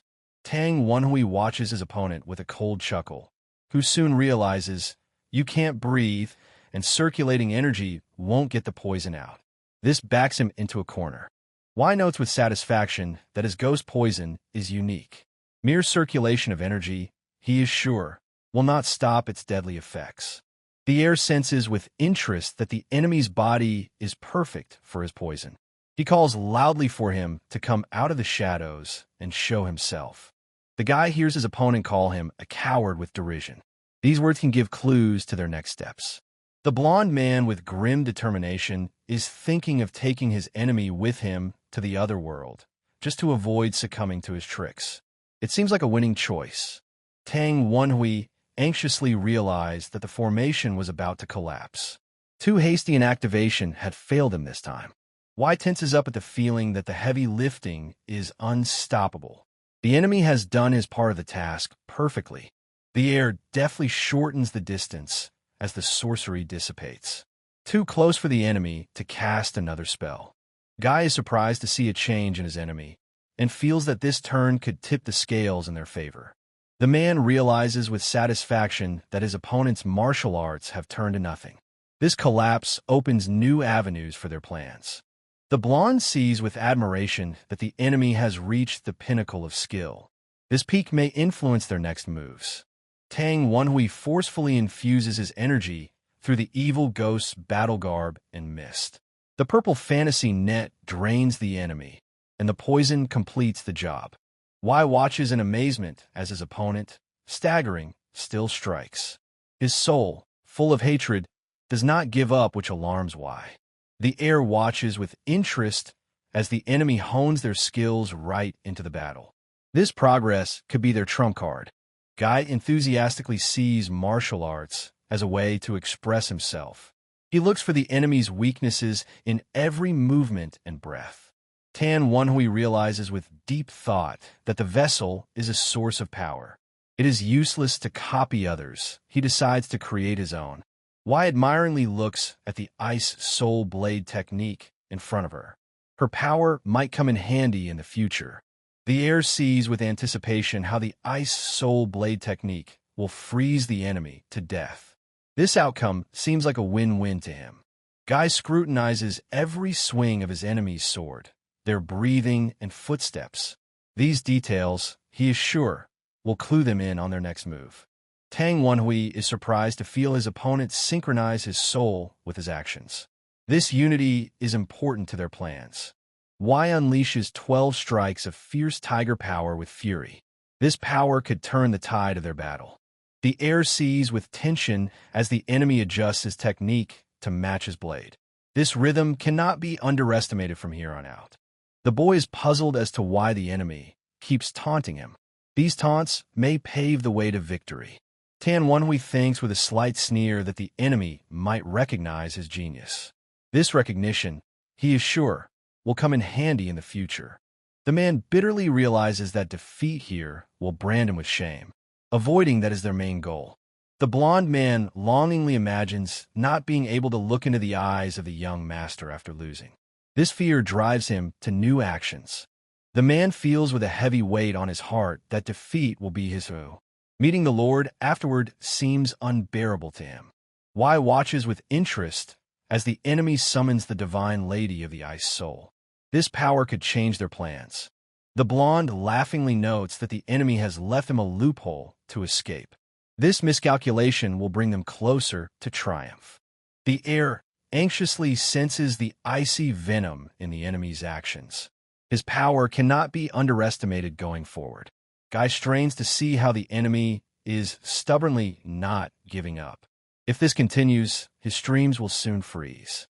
Tang Wenhui watches with a grim smile as the enemy uses the ice poison that corrodes the heart. This death could be their trump card. Wai is surprised to notice 3 ghostly black-bone swordsmen in the hands of the enemy. Their presence is a threat. The heir sees with mocking laughter the futility of the enemy's resistance. His deafness to warnings only hastens the end. The boy is alarmed to realize that the icy poison eating away at his heart has no antidote. This danger requires caution. Tang Wenhui admiringly evaluates the ice poison that devours the heart as a magnificent weapon. Its power will play to their advantage. Wai tensely feels the energy and poison threatening him. This mixture is important for their future steps. The man watches in amazement as the enemy turns the ice poison into his energy. This trick could give them an advantage. The blond man watches in amazement as the enemy switches from ice soul blade to ice poison. This turn cannot be overlooked. The heir realizes with irritation that the enemy has been taunting him all this time. These taunts will lead to their success. The guy looks sadly at the enemy whose death was meaningless to his level. This finale is important to their plans. Tang Wenhui learns with interest that the enemy has acquired a battle title. This title could be their winning card. The boy is delighted to see the sight with his own eyes. This experience will help them in the future. The boy anxiously senses the energy of the ghostly valley of the Black Bone. New enemies are on the horizon. Y is relieved to see a bird ally return to their side. This turn will strengthen their position. The heir is pleased to learn that an ally has burned all of the enemy's farms. This blow is important to their strategy. The black-haired man tensely senses the sinister energy of their Jianshi. This darkness demands attention. The brunette sees with a slight sneer that the enemy has not managed to escape their gaze. His slip will make it easier. The black-haired man is surprised to recognize the ice energy of the North Sea Blade demon mythos as ice poison. This discovery is valuable. The brunette wonders with bewilderment why the enemy's soul is here, contrary to the tracks. This strangeness holds a mystery. The black-haired man proudly recalls walking here on orders from the leader of Mythos to destroy the bird that had brought down their farms. The brunette curiously suggests that the amazing bird is connected to the survivors of Mythos, the honorable god. That connection is important. The black-haired man is delighted to recognize his opponent as a dragon of the Nine-Dragon family. This fact bodes well. The brunette recalls with interest that the Nine-Dragon clan is a branch of the Tang clan. This history will come in handy in the future. The black-haired man is dismayed to hear a woman demand that the second heir be killed. This order changes everything. The brunette watches with tension as the white-bone master digs into the problem. His efforts might reveal something. The black-haired man is surprised to remember that this monster wasn't considered human a couple months ago. This growth is important. The brunette recognizes with satisfaction the name of the enemy. Why? This fact could be their trump card in the game. The three sects of Kunlun greet the heir with reverence. Their support will strengthen their position ahead. The boy gratefully praises his followers for their resilience. But what has happened to the cult leader, he wonders aloud. Tang Wenhui anxiously inquires about the fate of the cult leader. The answer could turn their path to victory. Y is relieved to see that the head is with them, but the teacher has disappeared. This twist calls for new plans. The heir is saddened to learn that the teacher and the guards have left the chambers. Their absence changes the situation. Guy watches with tension as Mythos men prowl for the chapter, hiding from the association. This chaos is their chance. Tan Wenhui recalls with amazement how years later they found the chapter's mark in that courtyard. That mark is important. Y is proud to see that his followers have not abandoned him in troubled times. Their loyalty is the key to success. The heir realizes with annoyance that the minions haven't figured out where the head is. Their blindness complicates things. The guy sadly admits that he hasn't returned to his former strength even after years. This decline must be taken into account. Tang Wenhui anxiously thinks that the teacher would have taken these people away if he had been okay. Their fate is a mystery. Y respectfully turns to the blonde teacher, asking what to do next. His advice is needed now. The heir listens with interest as the henchman waits for his order. This moment could decide everything. The guy is surprised to realize that months have passed for him and years have passed for them. This gap is important. Tan Wenhui sees with determination how the demons must fall before them. Their submission is their strength. Y tensely senses that the enemy is ready to envelope Simuan in divine flames. This step is significant. The heir excitedly insists that they need to climb the Tianshan peaks and listen to the enemies. This path is important. The boy proudly sees them preparing the throne for the head. This gesture will bring them closer to their goal. Tan Wenhui is surprised to hear his enemy's prayers for his leadership. These words could affect the future. Y is dismayed to learn that one of the blade captains is a vampire spirit. The head of the sect is alive, and that's important. The henchman vows to stay with the heir with determination. His loyalty is their trump card. Guy listens curiously as Monster asks about the extent of the disaster. The answer will tell the way. Tang Wenhui painfully felt his insides hurt. This damage could be their advantage. We feels with alarm the gap between spirit and body. This gap requires attention from now on. The heir sees in reverence the worship of the Exalted One. This symbol is their strength. Guy is annoyed to see that the henchman didn't understand Wai's feelings. This misunderstanding is important to consider. Tan Wonhui realizes with fatigue that recovery will take a month. This rest is necessary for the plans. Wei admonishes the minion to connect the worldview with the body. This step is important going forward. The heir hopefully sees the henchman treating his wounds. This effort will sustain their journey. The guy is excited to feel the henchmen want to give him power. That help is their trump card. Tang Wonhui watches with interest as the minion separates the energies. This process promises success. Wei listens curiously as the minion asks about cleansing energies. The question is important for business. The heir anxiously feels the suffering of the old man's yin energy. This pain can open the path to victory. Guy admiringly sees a new method of cultivation through the meridian from a minion. This breakthrough is important. Tang Wonhui watches in amazement as the minion directs energy through the meridian with thought. This is the goal of their journey, he thought. Wei proudly sees the method where the energy flows through the meridian. This flow is their key to triumph.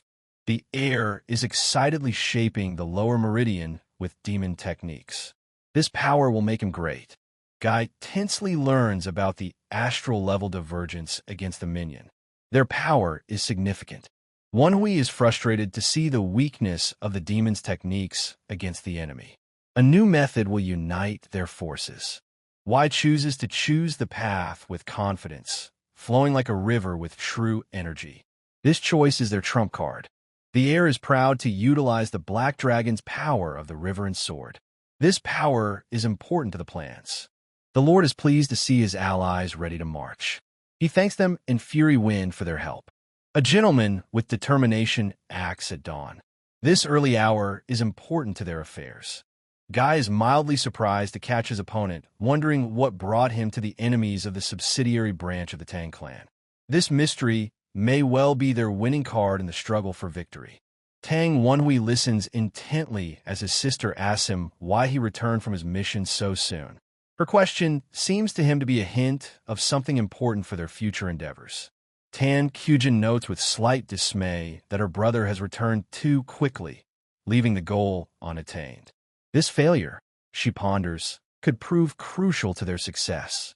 Tang Qujin is pleased to see that her brother has accomplished the mission after all. This success, she thinks, could influence their future strategy.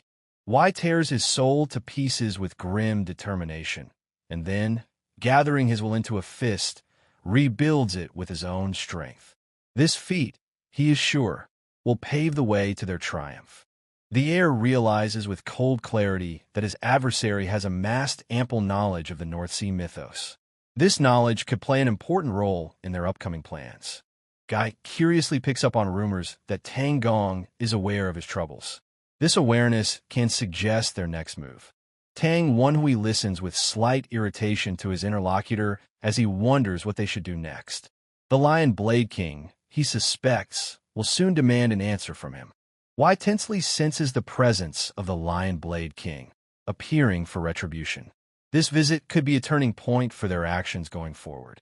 The heir watches with a mocking smile as his opponent expects praise, but instead receives only accusations. This contrast can turn the game in their favor. Tang Haosan proudly looks at the North Sea mythos demon head that Wei brought him. This trophy, he ponders, may influence their future moves. Tang Haosan is mildly surprised to hear someone ask if there is anything else to report. All the details are already clear, and it puts his mind at ease. The guy asks with hope in his voice if he has enough merit to get in. This question, he is sure, could open the way for them to win. Tang Wonhui thoughtfully weighs whether to follow Tang Haosan. This dilemma holds significance for their future plans. Wei is thrilled to realize that what is happening has exceeded his expectations. This surprise may well be their trump card in the struggle for success. The heir peers into the ground with interest, sensing the vast space beneath. This mystery has the power to guide their actions.